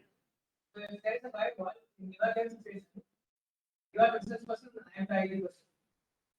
When you are undertaking a research for a particular company, I will be restricted from the company in the first place. Yes. Okay, so I will not. So that is see, firewall doesn't mean restriction. Restriction is different. Okay. Firewall means stopping the communication. You and I will not be allowed to talk through company channels. You and I cannot share mails. You and I cannot send mails to each other. If there is a firewall, then except the management, no one in between will know that maybe it's correct. So at that time, how will the research department disclose it in the research? Management will know, right? Yes. Disclosure of that is the idealistic scenario is it has to be put under restricted list. Bigger companies they will put under restricted list. Generally, this will happen in case of IPOs where I am managing the IPO. Right. So they will say stop the coverage. Generally. Okay. So client gives to be influenced advice. So then the next one is compensation arrangements. So as I said, compensation arrangements linked to independence and objectivity, accuracy, and not client acquisition. So the research team's compensation should be linked to the quality of the research, not based on the research team's work, how much client acquisitions is happening, how much volume is going up, how many clients are happy. No. So you have client, you have sell side also, right? And you have this PMS work also, you have this IB work also, right? So because you have issued a buy rating, you are able to get more clients.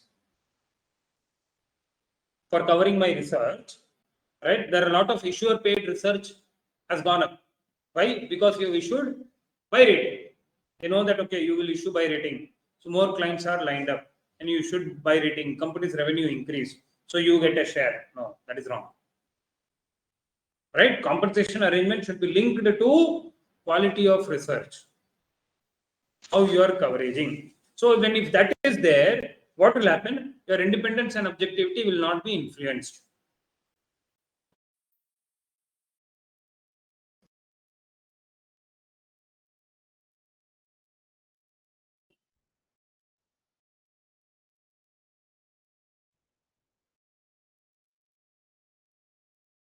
It, my compensation arrangements cannot be linked to the revenue achieved. It should be linked to the, it can be linked to the revenue, but the main source of that revenue should be the quality of research, not the buy rating and the sell rating. Okay, so these are the scenarios where your INO can be impacted. Understand what are these different scenarios, different transaction contexts. Okay, what type of transactions, what type of business is this, and how is that my independence and objectivity could be influenced. So if my compensation is based on the number of clients achieved, then obviously I'll be influenced, right, to issue favorable reports. Because only if I issue favorable reports, my bonus will increase, my compensation will increase. Are we getting it? Okay. Then solicitations may not benefit personally, but can still be a violation. What does this mean? So let's say there is this company is doing a lot of charity work. This company CEO is a very good man. They're doing a lot of charity work. They're helping the society at large. Right? And I'm issuing a buy rating. Why? Because they are good company. And they are helping the society at large. They're doing a lot of charity. Right? I'm issuing a buy rating. Is that okay? It is a violation. You're not here for charity. Are you getting it? Even though you are not getting personally benefited here, your compensation is you're not going to get the Vitara coming at your doorsteps. You're not going to get your salary increase. But you think, okay, this fellow is a good man. Let me give a buy rating. No. Violation. Or you are getting that company to provide a charity for a good cause, donation for a good cause. Okay, and let's say I am also running one NGO. Okay, and I am also running this research firm, right? And getting this client to donate for that NGO. I'm not going to swindle that money. That NGO money is for NGO. I'm utilizing that money for that NGO. Right, and the client is my client, issuer paid research. I'm issuing the buy rating. Because I'm issuing a buy rating, is not going to pay me more fees. But I'm getting him to donate to my NGO, or I'm getting him to donate to some NGO. I'm not making a single rupee out of it. This is okay. Society at large is benefited. Hmm. I'm not getting anything personally. It's not. What did I say in the first thing? You are not, my stakeholders is who? Investors, not society at large. So then it is a violation. Still, I'm getting influence, right? This company is not doing good enough, and I'm issuing a buy rating or I'm issuing a favorable report just because I'm getting funds for that charity, even though that charity, genuinely I'm running that charity, I'm not getting any personal benefits. Is it a violation? It is a violation. Understand, you are here an investment analyst. Your role is to do a right investment action, right investment recommendation. You are not here for charity. Okay, it is a violation. So solicitations may not benefit personally, but can still be a violation. It is influencing you now. Why it is influencing? Because you know that, okay, only if I issue a favorable report, I'll get another check of donation for this NGO.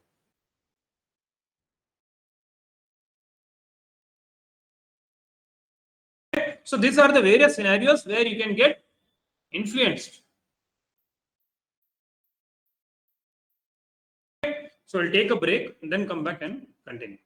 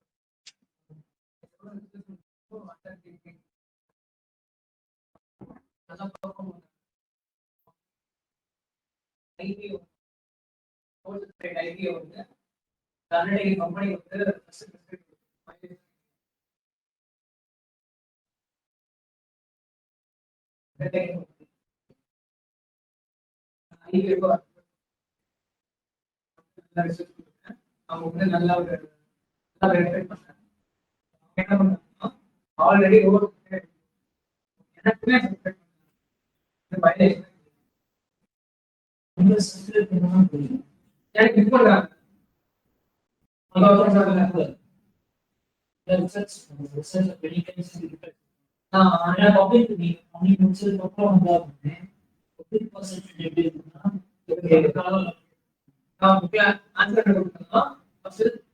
Invested at large.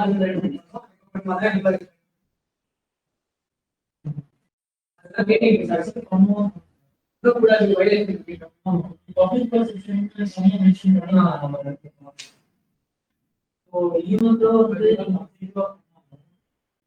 public perception regarding the action is first in the investment industry.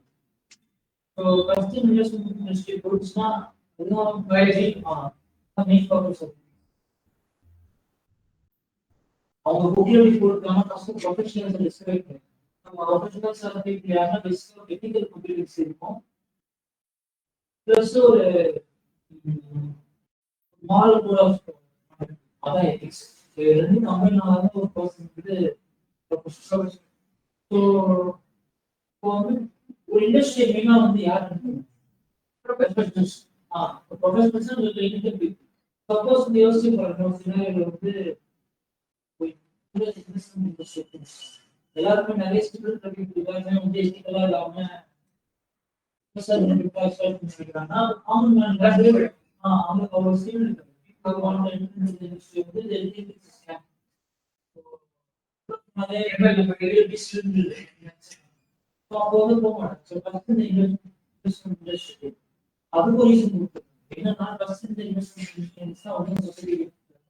Second வந்து அப்பதான் வந்து revenue ஜாஸ்தி ரெண்டுமே. நம்ம வந்து கம்ப்ளீட்டா வந்து சார்ட்டி பண்ணிட்டு நிறைய ப்ளஸ் இருக்கு, மோர் ரெவன்யூ லாஸ் போகும், plus people want be relation.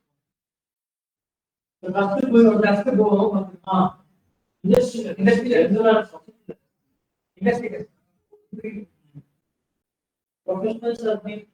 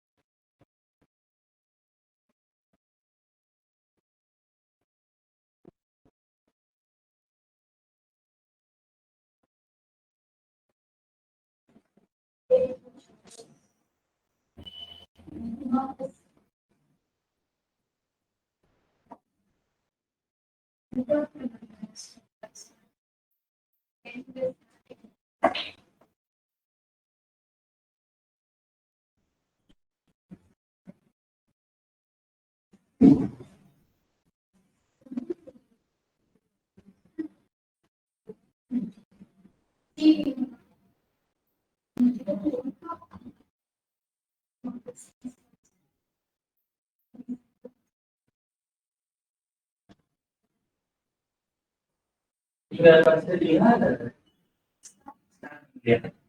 எப்போ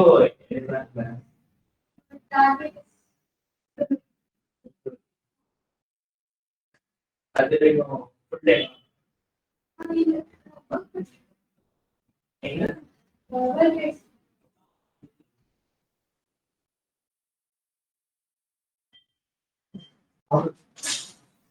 போல்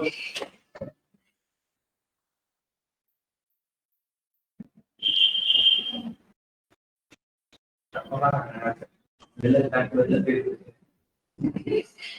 ஆனா யோசிச்சு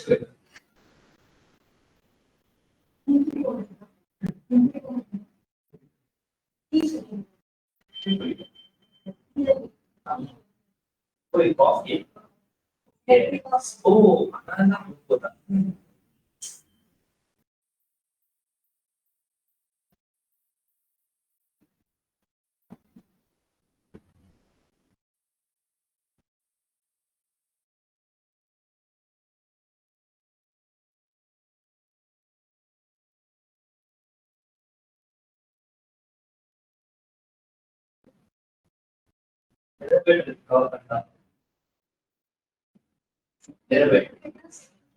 அப்படியா? ஓ நான்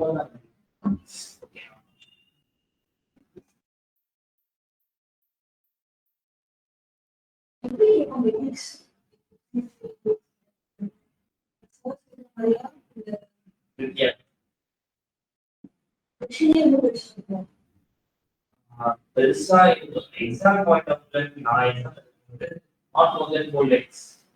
The 4 lakhs was literally அதுக்கு பேராகிராஃபாவே டிஸ்கஷன் 4 lakhs மேல ப்ராக்டிஸ் பண்ணினே இருந்தா ஈஸியாக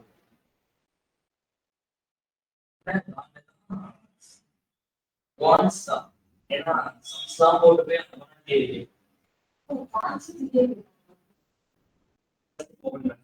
சொல்லல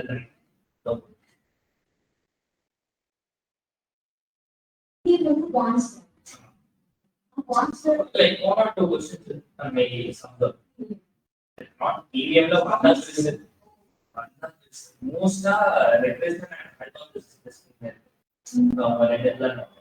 majority of 6 to 7 questions. Last 5 to 6 வந்து extra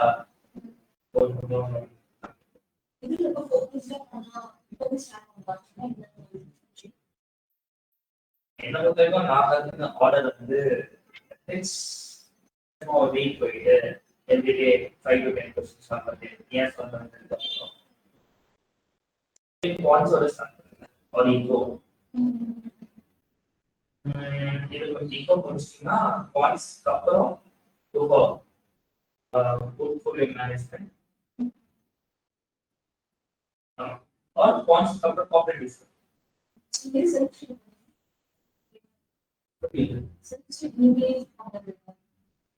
இல்ல அன்பு சரியா one or two months babies.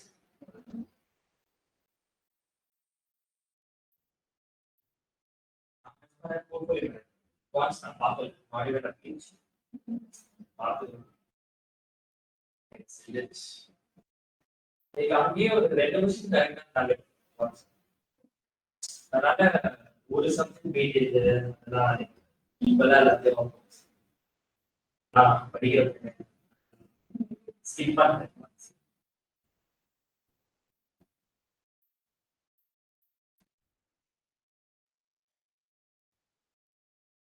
இந்த முடிச்சு getting into a work கரெக்டா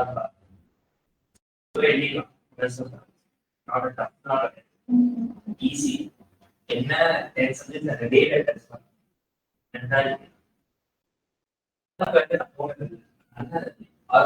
ஒர்க் எப்படி இருக்கும்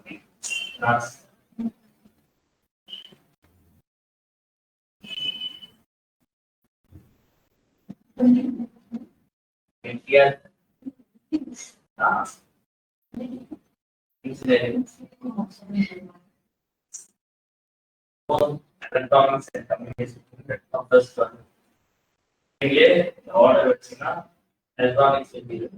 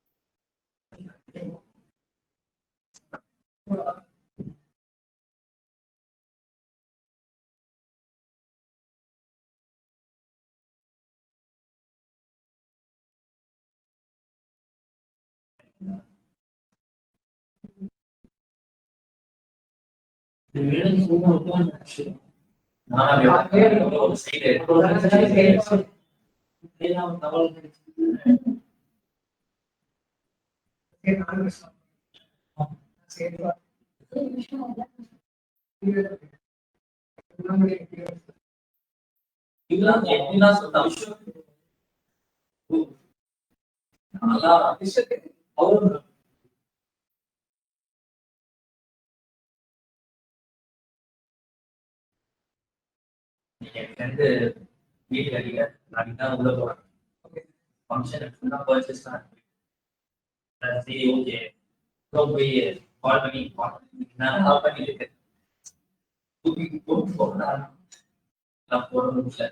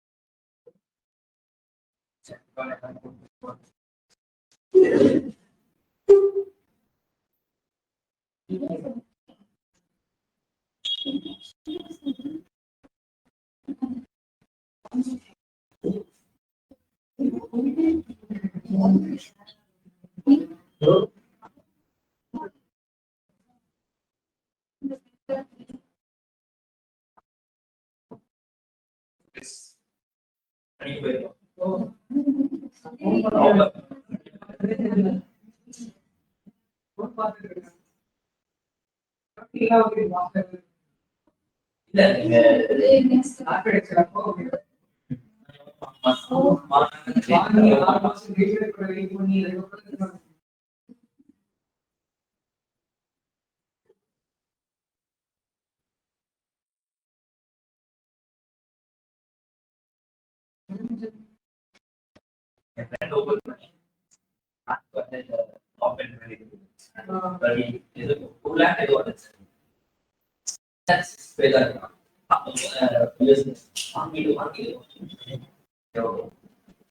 என்ன பண்ணுவோம் எல்லாம் காலேஜ்ல வந்து இந்த எக்ஸல்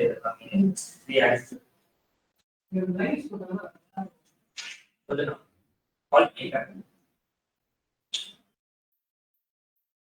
சரி நான் எடுக்கல ஏன் வந்து இது மாதிரி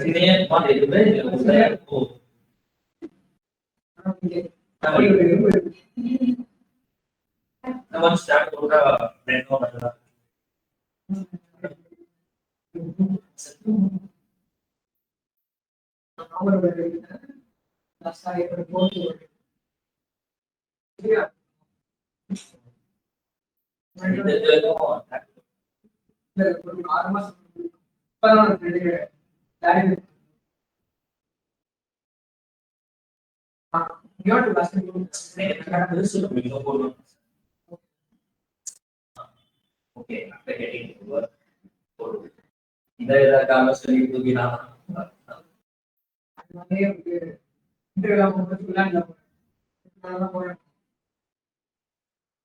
Boy, how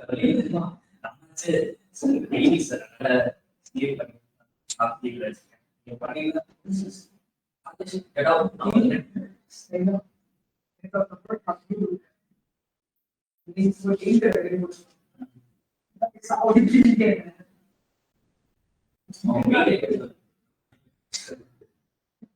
அப்படிங்கிற சைடு எல்லாம் இங்கே இருக்கும்.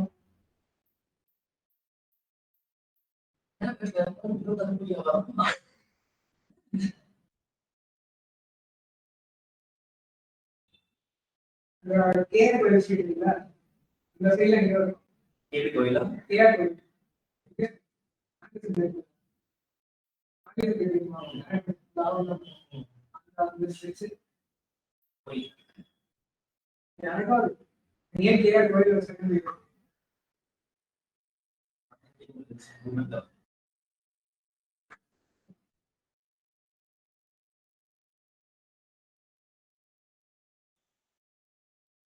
ஷெட்யூல் இருக்கு. கொஞ்ச நாளா ஃபாலோ இருக்கு. 4 days. நேற்று வந்து இப்போ ஆச்சு. என்ன டேஸ்ட் வச்சு பக்கத்துல படிக்கிறேன், வீட்டு படிக்கிறேன். அப்படியே காலை தூக்கத்தே போயிடும். ஸ்லீப் கான்சன்ட்ரேட் பண்ணினா லைக் 8 hours ஸ்லீப் 16 hours பண்ணிட்டு ஆல்கஹால் அதெல்லாம் இந்த மற்ற கிலோ ஜாஸ்தியா தூங்கிடும். இல்ல அடியா சேர்த்து அட்வான்ஸ் கொடுக்குது.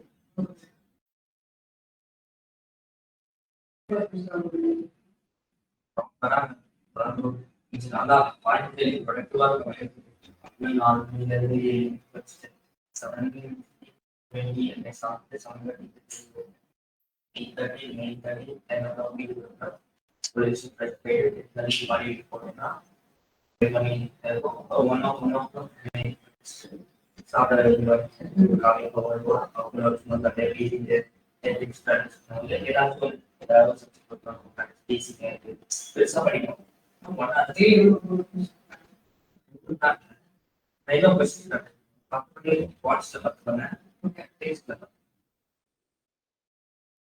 பண்ணிட்டு நீங்க 6 7 மணிக்கு இது ஏதாவது படிக்கலாம் போதும். 8 hours 6 hours போதும். கோவில் டிவி பார்க்கணும்னு வச்சிருக்கேன்.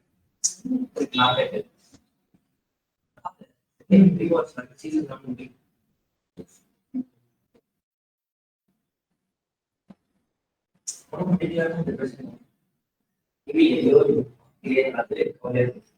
லாஸ்ட் சீசன்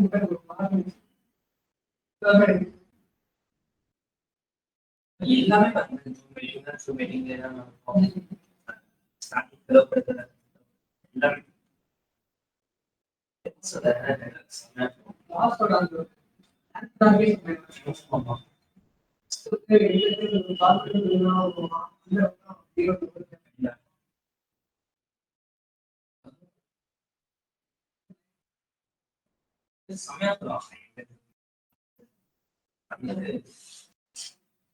அதே கான்வர்சேஷன் வந்து போன்ல வந்து சீசன் 7 இந்த வரையும் சீசன் 7 இதை முடிச்சுட்டு ஒரிஜினல்ஸ் போய் பார்த்தேன். சீக்கிரம் சேர்த்து வாங்க.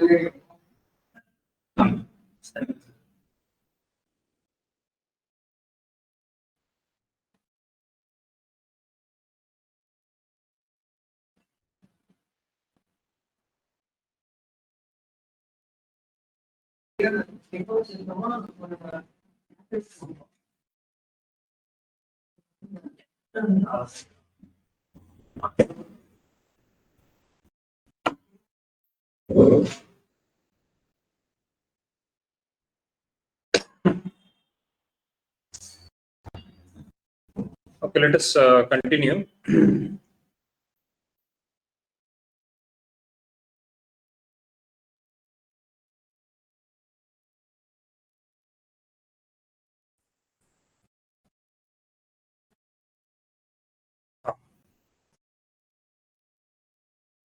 Members in hiring capacity should refuse gifts, either give nor take. What does this mean?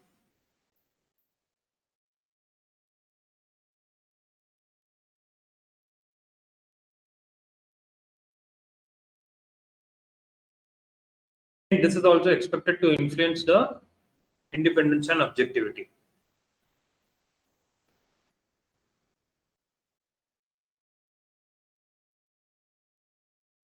This is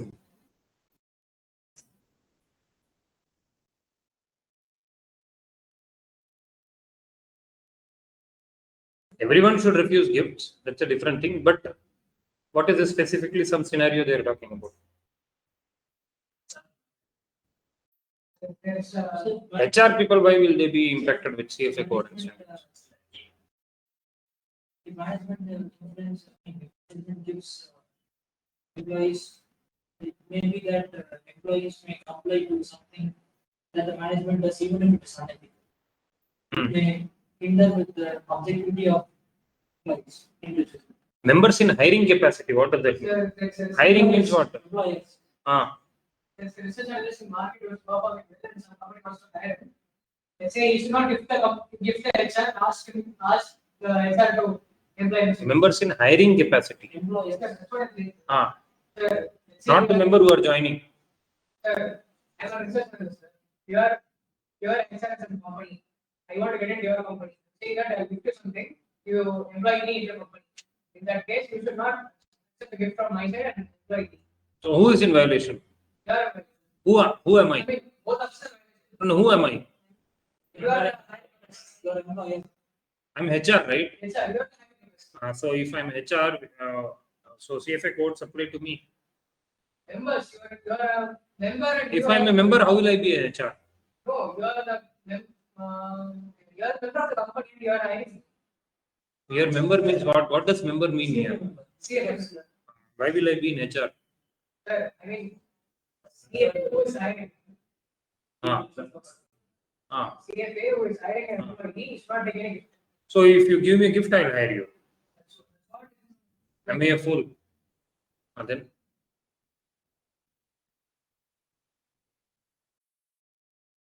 give me a gift, I'll hire you. Is it? No, sir, but independence is being compromised. That is a separate thing. But why will I hire you if you give me a gift? Just because you give me a gift, I will hire you.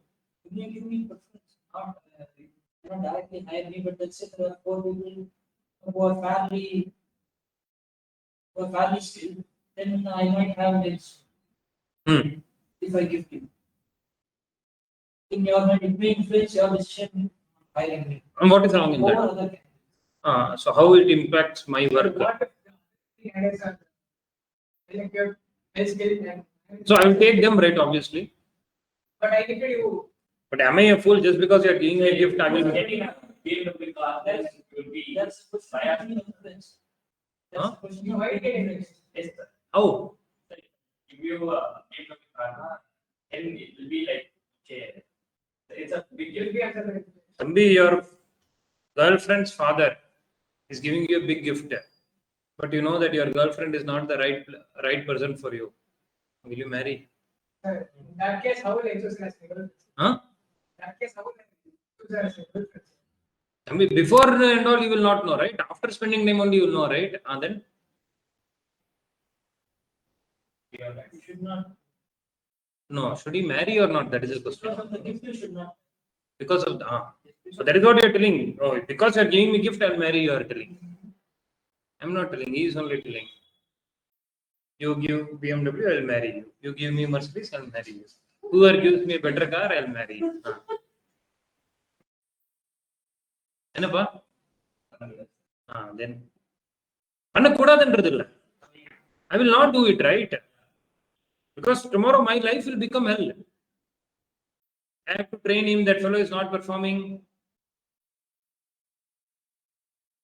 Okay, so I will not take gift. I will not hire someone just because you are giving me gift. Okay, that is first. But why it is mentioned here?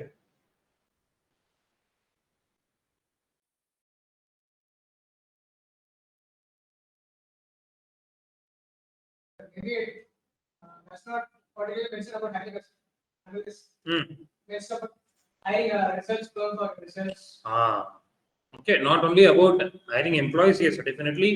Okay, just because, okay, I am, there is an associate firm, peer firm is there. from whom we are taking some service or providing some service. That firm's CEO is sending his son or daughter, okay, and I am hiring. So that is going to influence me indirectly. Point one. Point two, even if I'm hiring research firms or clients or vendors, right? I cannot take gifts from clients and vendors whom I'm having association, so that it will influence my decisions to hire them tomorrow.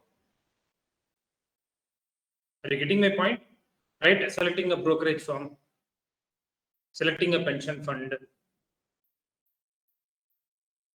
right? Selecting a research firm if I'm an investment manager, right? Just because that research firm has given me some gift. Are you getting this? Okay. Obviously, this one I think we have discussed. Okay. So these are the scenarios which will impact your INO. So if these are the scenarios that are impacting INO, you should not get into the scenarios. You should not accept that gift. You should not get into that relationship, investment banking relationship. Okay. So these things you have to understand. Okay. What are the recommended procedures? You have to, the firm, okay, should establish policies that result in research report containing unbiased opinion. Okay. Your firms should have policy procedures in such that the procedures are such that your research report contain unbiased opinion. Okay. You should design the compensation systems such that it protects the integrity of the investment decision process by maintaining the INO of the analysts. Right? Your compensation system cannot be linked to, okay, we covered this research report. After covering this research, after issuing this report, the volume of this company picked up, so you are getting a bonus. Okay, the compensation systems should be such that it protects the integrity of the investment decision process. Right? I should be neutral in providing, in issuing the research report. Because I should be influenced only by the fact that I should give a very good research report. Quality of the research should be good. It should have only facts. Okay, it should be based on true facts only. It should be based on my well researched skills, not based on my influence. Not, I should not get influence in issuing this research. Right? So when will I get influenced? When my compensation is linked to the outcome of this report or not. Okay. If you do not, so the scenario we discussed. If you do not want to give negative opinion, put in restricted list and don't cover. That is that IB relationship we are talking about. Okay. Travel funding. Okay. Now, very simple. So last time we discussed this. Okay.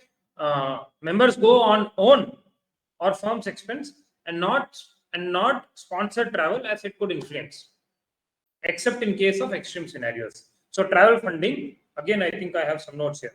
Read this.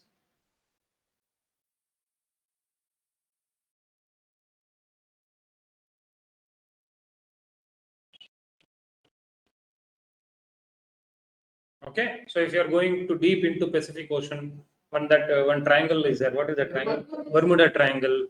If you want to go there, if you want to go deep inside Amazon forest to spot an anaconda, okay, you want to go to travel to any mines to find out lithium, okay, then obviously this will be sponsored, right? You'll be going to company sponsored flight or chartered flight or whatever it is, right? So no violation provided. You're going for business reasons and not for giving a video to National Geography Channel and getting money. Are you getting it? Travel funding in these cases is okay. Otherwise, it is not okay. Right? Even your travel, your tour, right? Your commute should not be funded. Your stay should not be funded. You should go at your own cost, or basically the firm's cost, not by any external agency. This is the example we saw last week. That one president was there. What was the name? Tom Wayne. That example is there in your material, right? Sir, can you come to the previous one? Sir, at 9:22, if you don't want to give negative opinion, put in restricted list and don't cover. If a company is approaching me and saying that they need a research report and their company is not performing good and they are eligible for sell what we do with it. Still, what you can do your research and give the right opinion. That's all. No, it's negative report. They put it in restricted list. If you do not want to give negative opinion, Okay. where you are under influence because the IB team is telling we are working with that client, do not issue a negative report on them. Okay, so if I'm in a situation where I'm asked not to give a negative report, I should put in a restricted list. Yes, do not cover.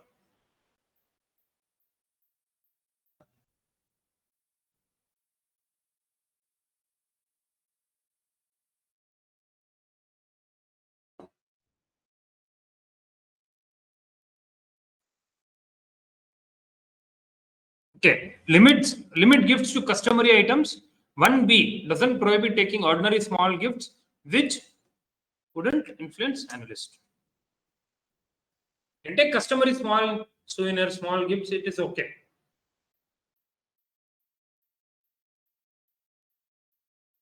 A normal ticket to an IPL match is okay, not wrong.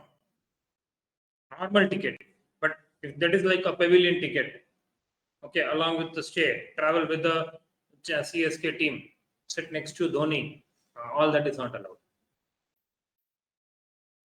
Okay, so that ticket you can buy by yourself also. That ticket you are getting sponsoring movie tickets. These are small gifts, which is okay. Ideally, you should not take, but nothing wrong in that. There is no violation as such. That ticket you can get by yourself also. That fellow is sponsoring and it is not of a big cost. 1,000 rupees ticket, 2,000 rupees ticket is not a big deal. But it cannot be construed as it cannot be a lavish thing where you are getting pavilion ticket or what is that, stand A, stand A or stand B. Huh?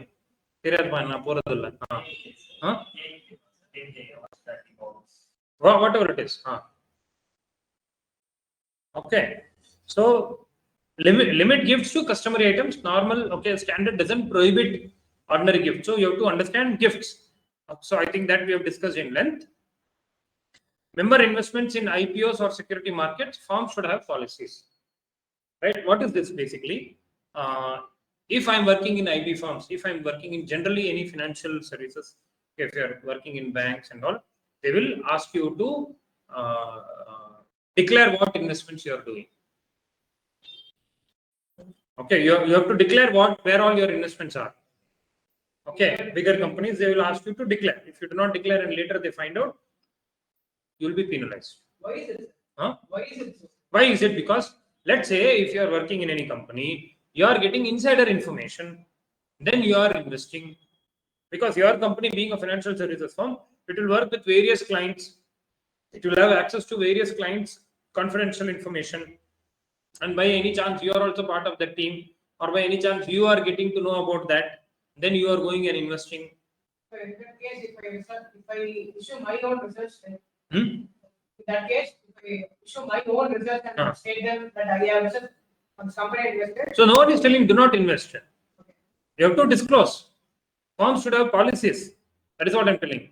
What are the policies? So company will have different policies, right? Many times if the company has started coverage, then they will say, now you cannot buy. Right? Whether you're doing by your own research, even though you had planned to buy, if your employer has started coverage and if your employer has put that on restricted list for investments, you cannot say that I already had a plan to buy. I was already saving money, accumulating money to buy this stock. You cannot deny me that. No, nothing doing. If you are an employee, you have to follow the firm's policies. You cannot invest. So firm will have different policies. They will have like a restricted list. They will have blacklist. Okay, where you cannot invest in so and so stocks. Or they will say like where all you have invested, you have to declare. Every month you have to declare. Every 6 months you have to declare, something like that. Not only you, your mother, your father, your atta, your chitti, all whatever relationships you have. Okay, they will define under whose name. You may not invest in your name. You may invest in your relative's name. That also you have to declare. I don't disclose. Firms will have policies like that. Yes. Yes, the question is like what you said. What is it? What is the question about? Let's say I'm investing in my mother's name, father's name, or someone's name, and it's not in my name. Is it a violation? Yes. It is right. Knowingly you are doing it. If at part of the investment process, if your mother has to invest, your father has to invest, then it's a different thing. Okay. But if it is under restricted list and you are investing, it is violation. Are you getting my point? From my family, Hmm. who's not related to Hmm. this investment, Hmm. banking, Hmm. research, if they invest in, is it a violation? It is not a violation. It is not, as long as you know it and you have declared it. Even though it's, see, let us be logical. Right? I have no relationship with my sister, whatever she is doing as far as investment. She is investing, or my wife is investing independently. Okay. I have no say. She is telling, don't even come close to me in my money affairs. Then what will I do? It cannot be a violation, right? If she is investing, but how will you prove? Right? If your firm proves that, okay, knowingly you have done it, then We'll have to- you have to disclose. Firms will have policies. They will check you. Sir, but I don't even know she's investing. She's independently How investing. will you prove? You have to prove it. Right? That is, if it is a normal, see, they will not ask these extreme scenarios. They will not get into your privacy. So extreme scenarios like this, it will not happen. Right? What will happen is whether, okay, your wife is investing and you have not declared it, it is a violation. Scenario will be simple only. You tell me what scenario you have come across. Sir, there was some company, sir. Ex-person was working as a research analyst for the company. Ex-wife, why has invested in that company? So is it a violation of that? It is a violation, obviously. In the context, it is a violation. Okay, because ex is working as a research analyst for the company. By default, now you will know that your wife is not even coming close to you in terms of financial affairs. Right? Ullukuttu another that you will only know. What outside world will see? Husband and wife. Husband is working on this stock. Wife is investing. Obviously a problem. Okay, perception also matters. Perception, very directly. You cannot say that, okay, I do not know. Right? What will people say? Your wife did not get any other stock. Why this stock only she got? Your mother did not get any other stock. How come only this stock she has invested? Sir, in this case, this was our investment. Is it not a violation? If so, what is the firm's policy? If the firm's policy is not to invest, then you cannot invest. Firm's policy is to disclose. You should disclose. Getting it? And it is not only about firm's policies. Right? You are covering the research of you're covering a company, and when you are covering the company, you are coming to a lot of information about the company, and you are feeling that it's a very good buy, and incidentally your wife is buying, and you did not speak to your wife for 2 months. You had some fight, but she bought. You are in violation. You are in violation. Coincidentally, she bought. Huh? Because of public perception. Yes, it is not about public perception, but there is a direct connection, right? No, but from outside, even though I'm not actually violating, but no one will know. It's perceived that Then you go and prove. See, I never spoke to her. She never comes to me to talk. What will you do? Can you prove that? But the company's policy states that I shouldn't buy the stock. In that case, Yeah. So if your company's policy is telling not to buy the stock, you cannot buy. Very simple. okay. Stricter law applies. Stricter rule applies. CFA code, if it is allowing you to buy, you can buy. But if your company is not allowing you to buy, how can you buy?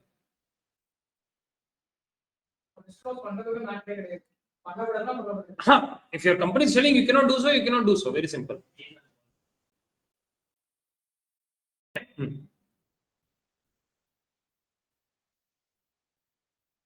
Then, can I promise to provide favorable service? No. But can I promise to provide good service? Yes. As a research analyst, I am telling I will provide a very good report. Please give your research work to me. Yes. This you can do. Okay, but you cannot say I'll give guaranteed very good returns. No. We will do good research. That we can promise. Okay, so that the duty to clients and all will come more about it. So what happens? If I promise, I'll get the business. I may get influenced. So that is why this is included here.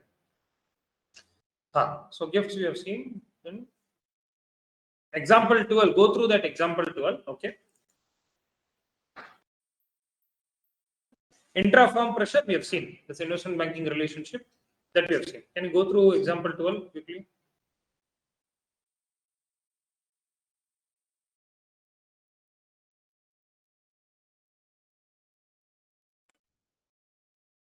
Maybe we will see if some other example also.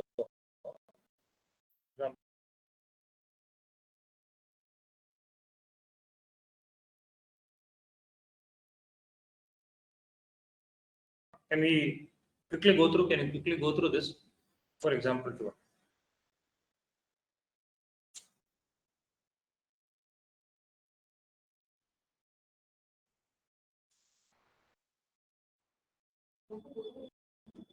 Yes, yes, this one. No, this one, sorry. This one.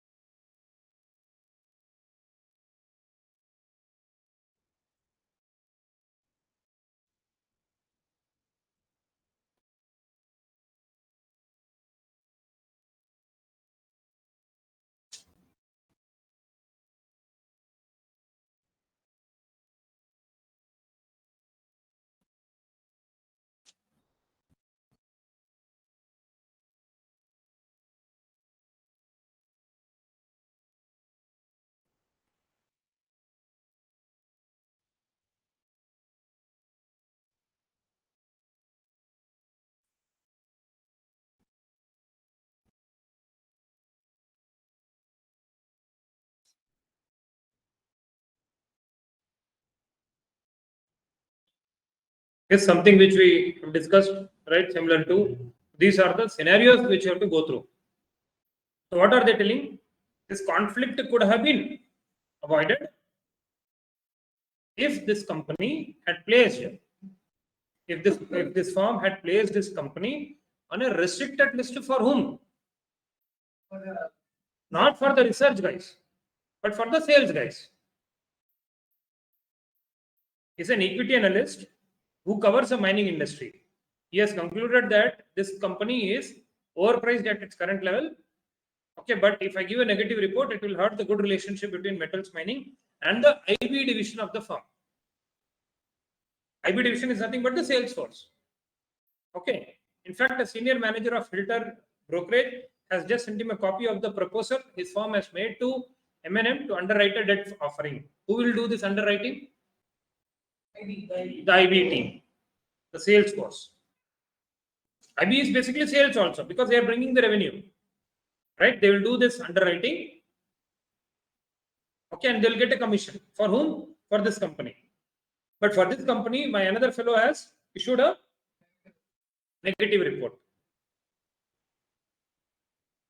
Okay, and now this fellow is, now what I'm telling, this fellow needs to produce a report right away and is concerned about issuing a less than favorable rating.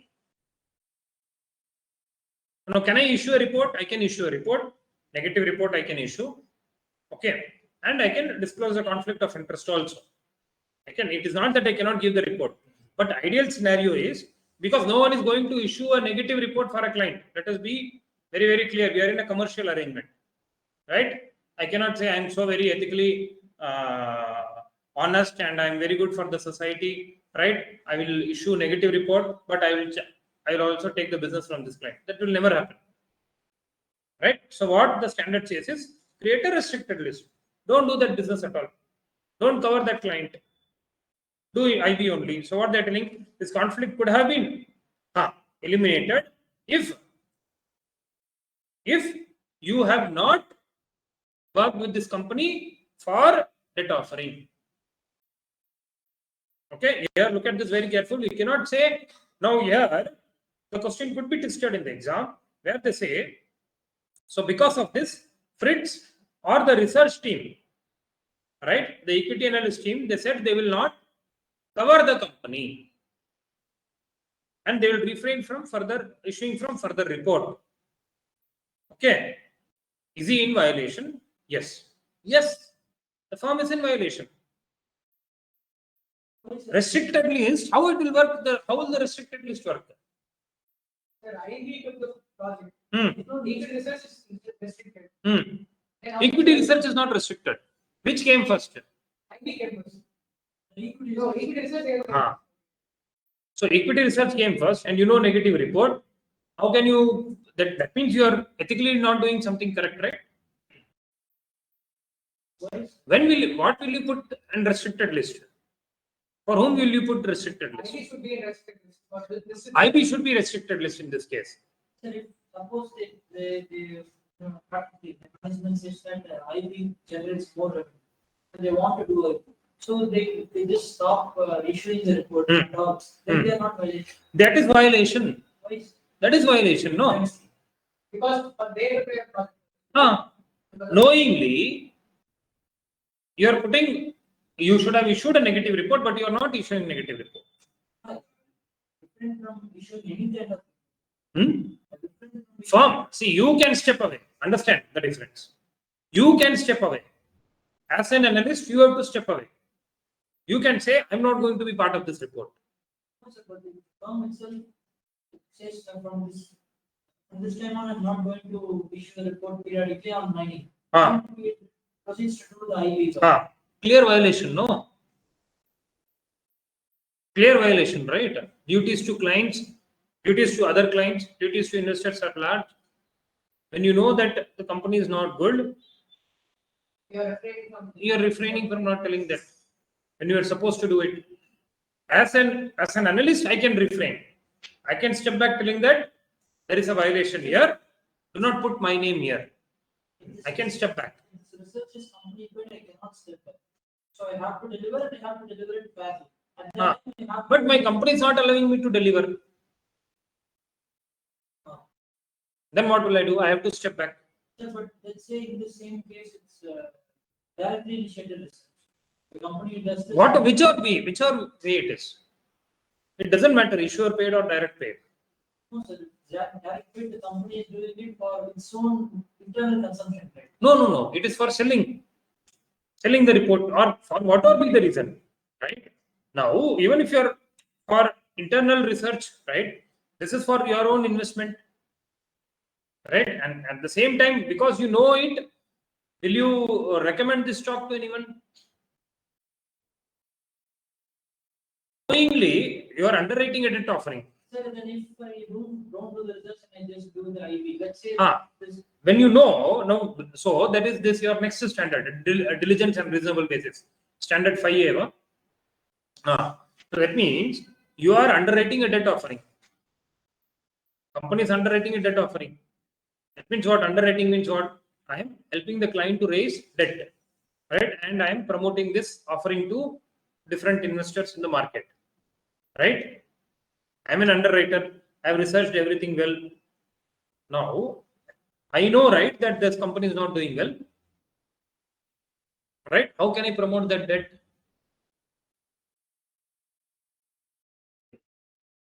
Right. So this is not you're not being ethical towards investors at large. even if I refrain from the report, I'm still. Firm is in violation. You are not in violation. You can come out. You can step back and say that I'm not part of this report.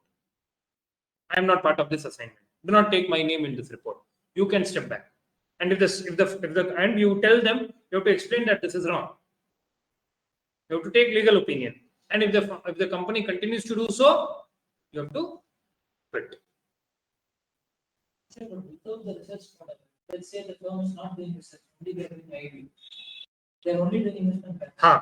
So If they're only doing investment banking, research is also not there. They're doing only investment banking. And when they are doing investment banking and when they are helping the client to raise debt, right, they still have to do due diligence, right, of the company.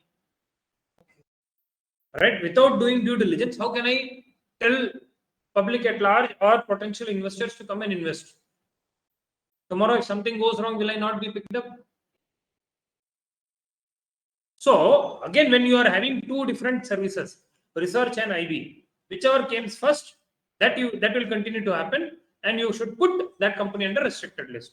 So the research team should say, we are doing this research, this company is on restricted list, you should not, IB guys should not touch this, right? Or if the management feels no, in future we are targeting this client, right? In future we may work with this, so we will not do research. That also you can. First itself, you should step back and say what you want to do, research or IB, before getting in. After you have got in, and girlfriend pa. Okay. Once you are going with one, do you have option to go with another? After she comes, right? Will you say no to her? You are telling no to her, you stop, you go away, I will marry her. So, who will be on the restricted list? First one or second one? Second one and third one, fourth one, everyone will be on restricted list. First one will be only on, first one cannot be on restricted list. Right? What they're telling?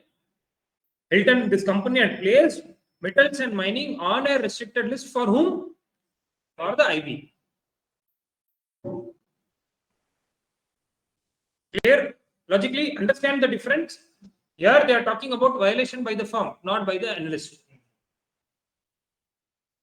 Okay? Analyst, what should he do? He should step back. So that another example we saw where they're talking about the steps. In one of the explanation itself, they're talking about the steps, what you should do. Clear?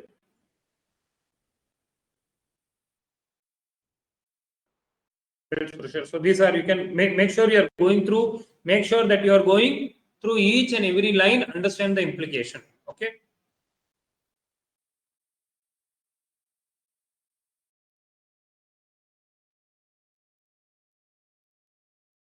This one, can we do this?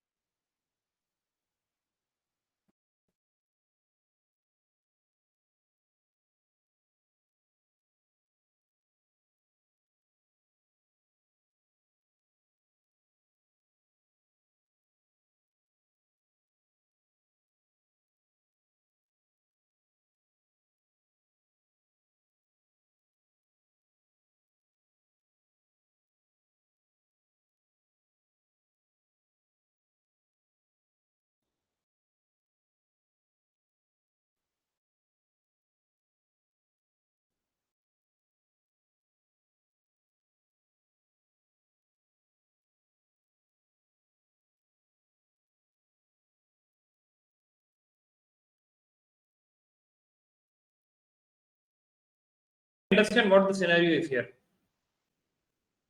That is more important. We understand the transaction here. What is happening here? What is happening?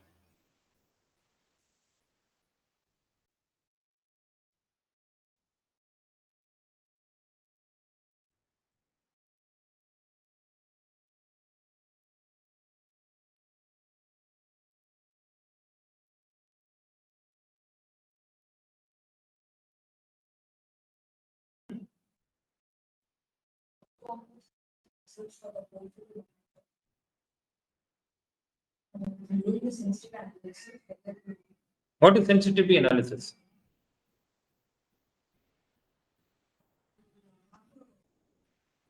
Percentages. So breaking considering how In your project finance, you have done, right? Financial models. considering how to keep metrics change depending on that how the entire thing will change. Sensitivity of the project with Based on reference the- to certain factors. If one factor changes, what is the outcome? How the NPV will change? In your project finance models, you would have done this. Okay. So his assignment is to do sensitivity analysis on what? What does this mean?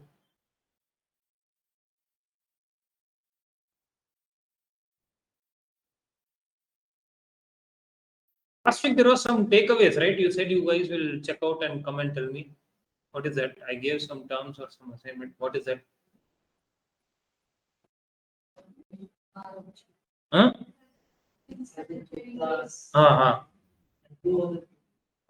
Did you go through? Did you Google out? Yes or no? What did you get to know?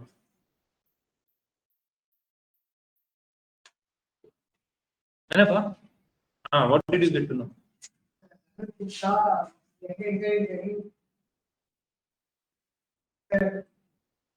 He was a respect person of vacancies.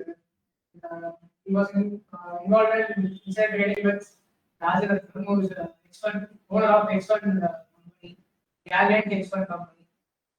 Okay, I know it. You knew it now. Is it interesting? Interesting scenario. Are you able to correlate? Enough. Those who have not done it, I'm not going to explain. Go and find out. Then what other thing did I ask you to find out? What did you understand about them? No information.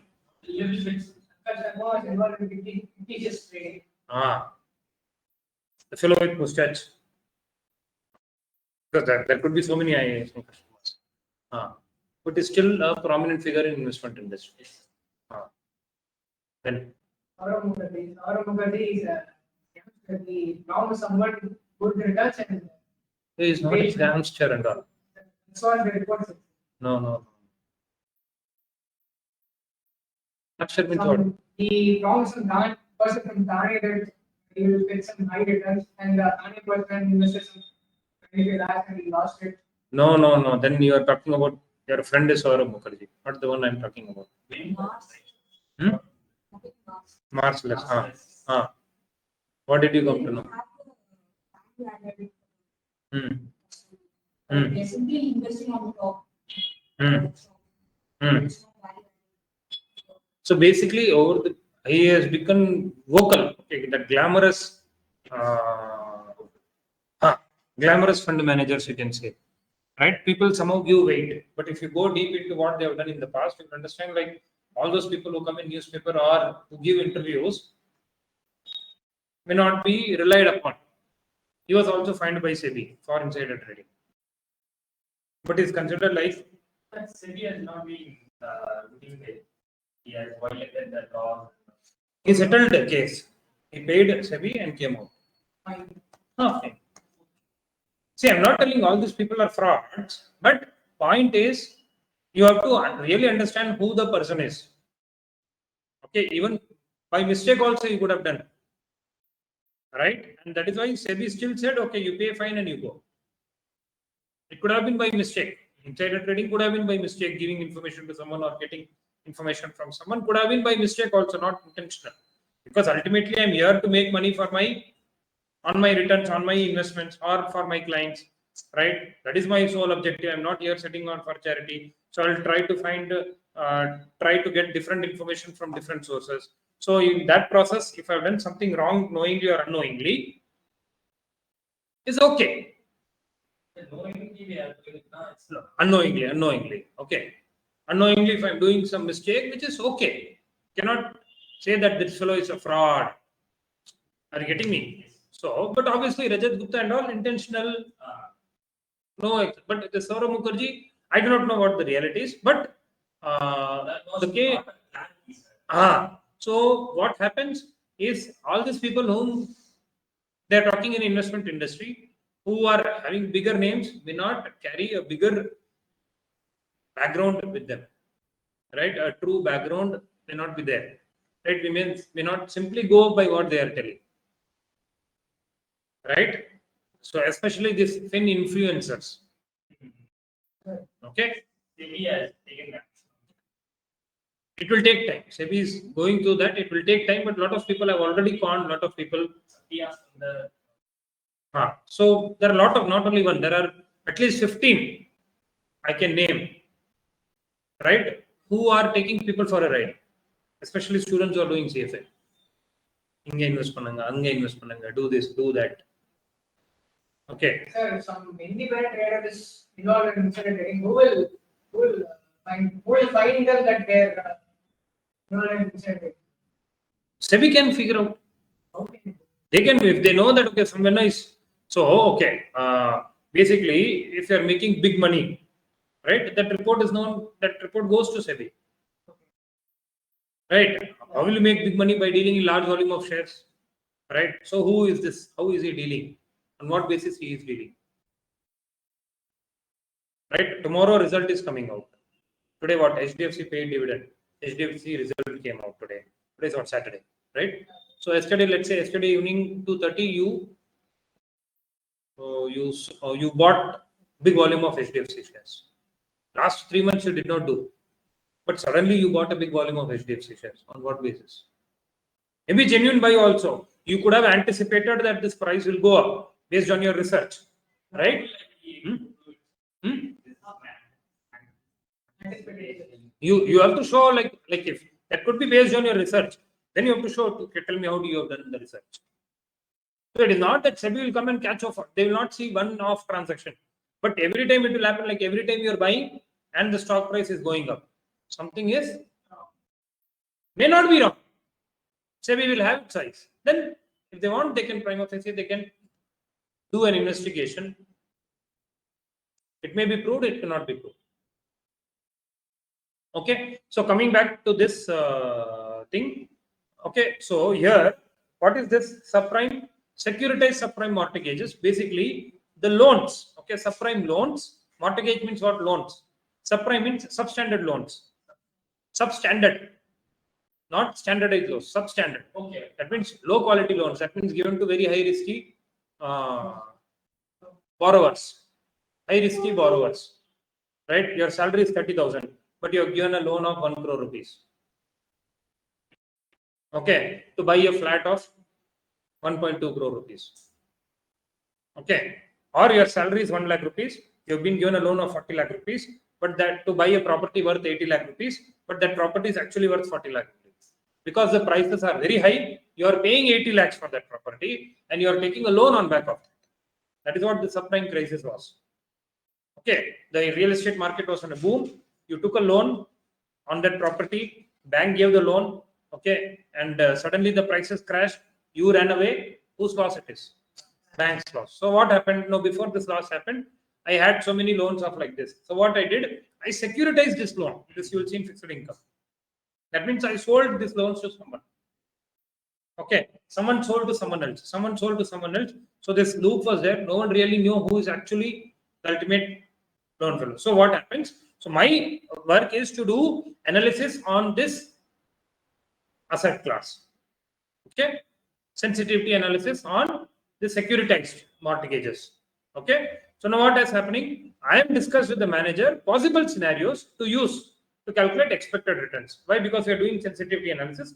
Possible scenarios. what if this scenario happens, what if this scenario happens. So a key factor in this scenario, so when you did sensitivity analysis, you took revenue if grows up by X%, cost if goes up by 10. So like that, a key assumption in such calculations, a key assumption in financial model is the revenue, housing price appreciation, value of the property, how much it will go up. Right? Because if the value of the property, let's say this property, on this property I've given a loan, and this loan I've sold to different people. Ultimately, the person who has the loan, he has given the loan on this property. Today I gave the loan, I gave the money to you. Right? You're owning the property. I gave the money to you. Now it is mortgaged to me. What I do next, someone else comes and says, okay, take this money, give this loan to me. That means he's owning the loan. Ultimately, he is the beneficiary. Right? So the value of this asset is gone up. So he'll be benefiting. So what they're telling, a key assumption in such calculation is price appreciation. What is this price appreciation? If the value of this goes up. Okay. So Thomson is concerned with the significant appreciation experience over the previous 5 years. So what this fellow is saying, in last 4 or 5 years, this property value has gone up significantly. It may not continue to go up. Somewhere it may come down. So Thomson is concerned with the significant appreciation experience over the previous 5 years as a result of the increased availability of funds from subprime mortgages. Right? What happened? These people pumped in money to take the loans. The value of these properties went up. They had money. Now they are not having money is what I feel. So what I am telling, that the analysis should include a scenario run with minus 10%, minus 5% and 0%.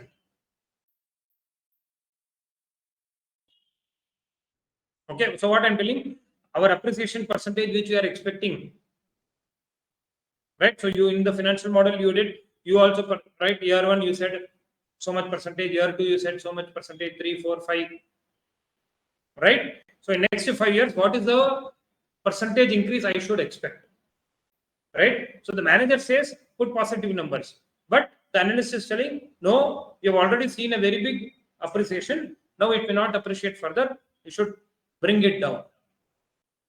So the manager replies that these assumptions are too dire because there has never been a time in the available database when HPA was negative. So what the manager is telling, why are we taking negative appreciation rates? In the past, we've seen the rate only going up. Why should we bring it down? Thomson conducts his research to better understand the risks inherent in these securities and evaluates the securities in the worst case scenario. Right? So that means what I'm telling, I will go for the worst case scenario. Yes, it is unlikely to happen, but possible. Right? Worst case scenario is what? Is a possible scenario, but unlikely to happen. Okay? So that means what? For example, today, the worst case scenario is happening a World War III. Is it likely? It is not that likely. Right? Today, if you see what is happening, they said Russia, Ukraine. At that time itself, World War III was happening. Okay, so 21 was Corona, 22 was Corona. No, 20 was Corona, 21 was Corona. 22, this around that time, this Ukraine and Russia started. Then I was like, okay, another year.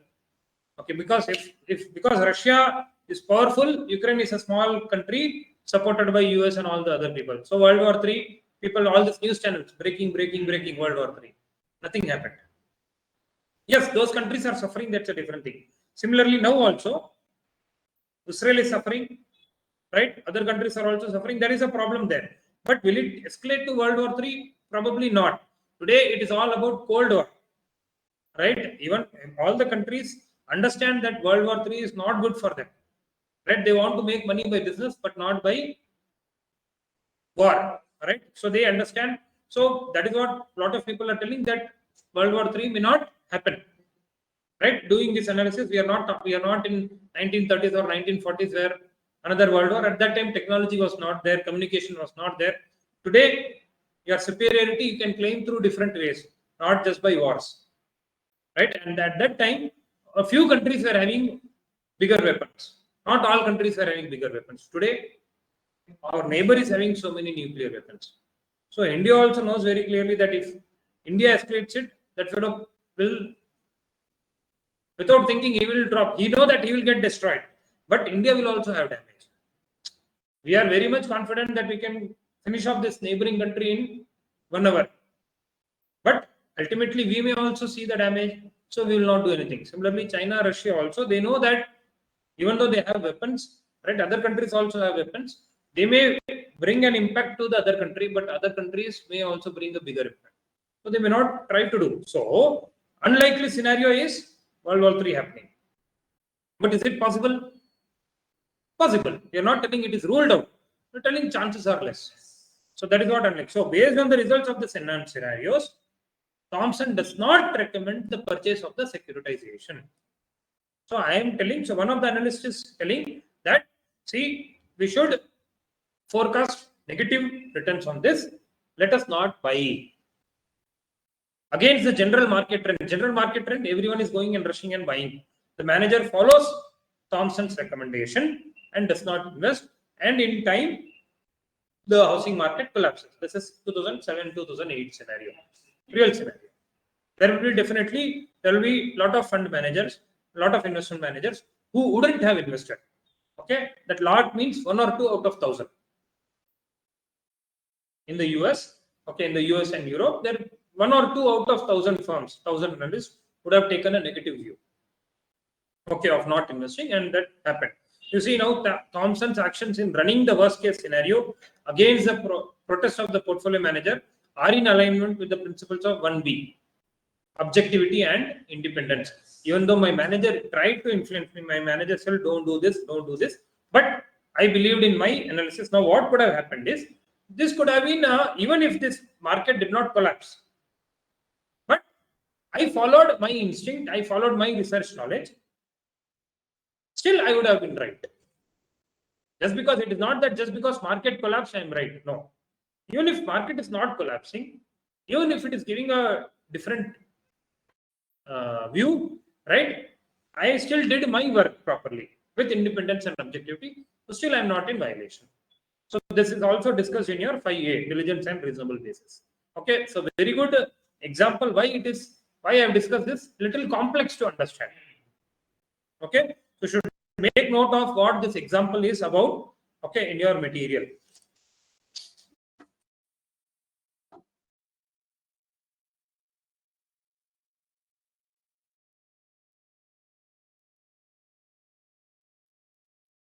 Gifts and all, make sure that you are very clear. Gifts is a regular example. Okay, travel expenses also regular example. Okay, this IB relationship are all regular examples. Disassociation is a regular example. Okay, in fact, standard 1A and 1B are the prime standards. All other standards help in complying with 1A and 1B. Okay, they are supporting 1A and 1B. So if you do all of that, if you comply with all of that, 1A and 1B generally is automatically complied. Okay. So we will stop here. What I want you to do is, next to 2 standards, you should do this same notes and share it with me. Similar notes you will work out, share it with me. Don't write in a notebook and send, type and send. Because I know your handwriting is very good, my handwriting is not so good. So I will feel bad that I will not. Okay. So type it and send it to me. Okay. Same notes, similar notes, whatever example you can go through, prepare, work on it, work out all the examples. I think in your this 1A and 1B put together, you have around 25 examples. Okay. Work out all of that. Each of the example you should work out. Generally, okay, first 2 or 3 standards, I may go a little slow. Okay, one, that means till misrepresentation, misconduct, this and all, because a lot of examples we have already covered here. So I'll give reference to these examples when I'm coming here. Are you getting my point? Because if I discuss in this space, then we'll take 1 month to cover ethics. Okay, so whatever examples you're talking about now, you should remember, you should understand. I'll give a reference to these examples only. Okay, fine. Any doubts? Okay, fine. Our next class should be tentatively on May 5th. Okay, I'm not there, I'm traveling. So I'll be back on 3rd or 4th. Our next class will be on 5th. But before that, you will have your derivatives test next week. That will keep you informed. Prepare. I hope all of you are prepared. derivatives test. Yes, prepare derivatives fully. Huh? You cannot be slow. Already, I think 2 weeks, right, since we completed derivatives. Okay. Make sure you are preparing and also complete ethics. Whatever we have covered in detail, whatever these examples you have in your CFA curriculum, work out those. Okay. And also there is application part in another chapter. Look at your curriculum. Okay. So there is one more chapter within your ethics which talks about ethics of the application of the standards. Right. Each of this, again, say more examples are given. Go through those also. Okay. And if you have any doubts, bring it up. Do not Google out. Terminologies you can Google out. For example, subprime means you can Google out. But do not Google out to find out whether it is complying or not complying. If your book is telling complying means complying. If your book is telling not complying means not complying. Very simple. You cannot give an answer outside the book. Okay? All right. We'll catch up. Thank you. Okay.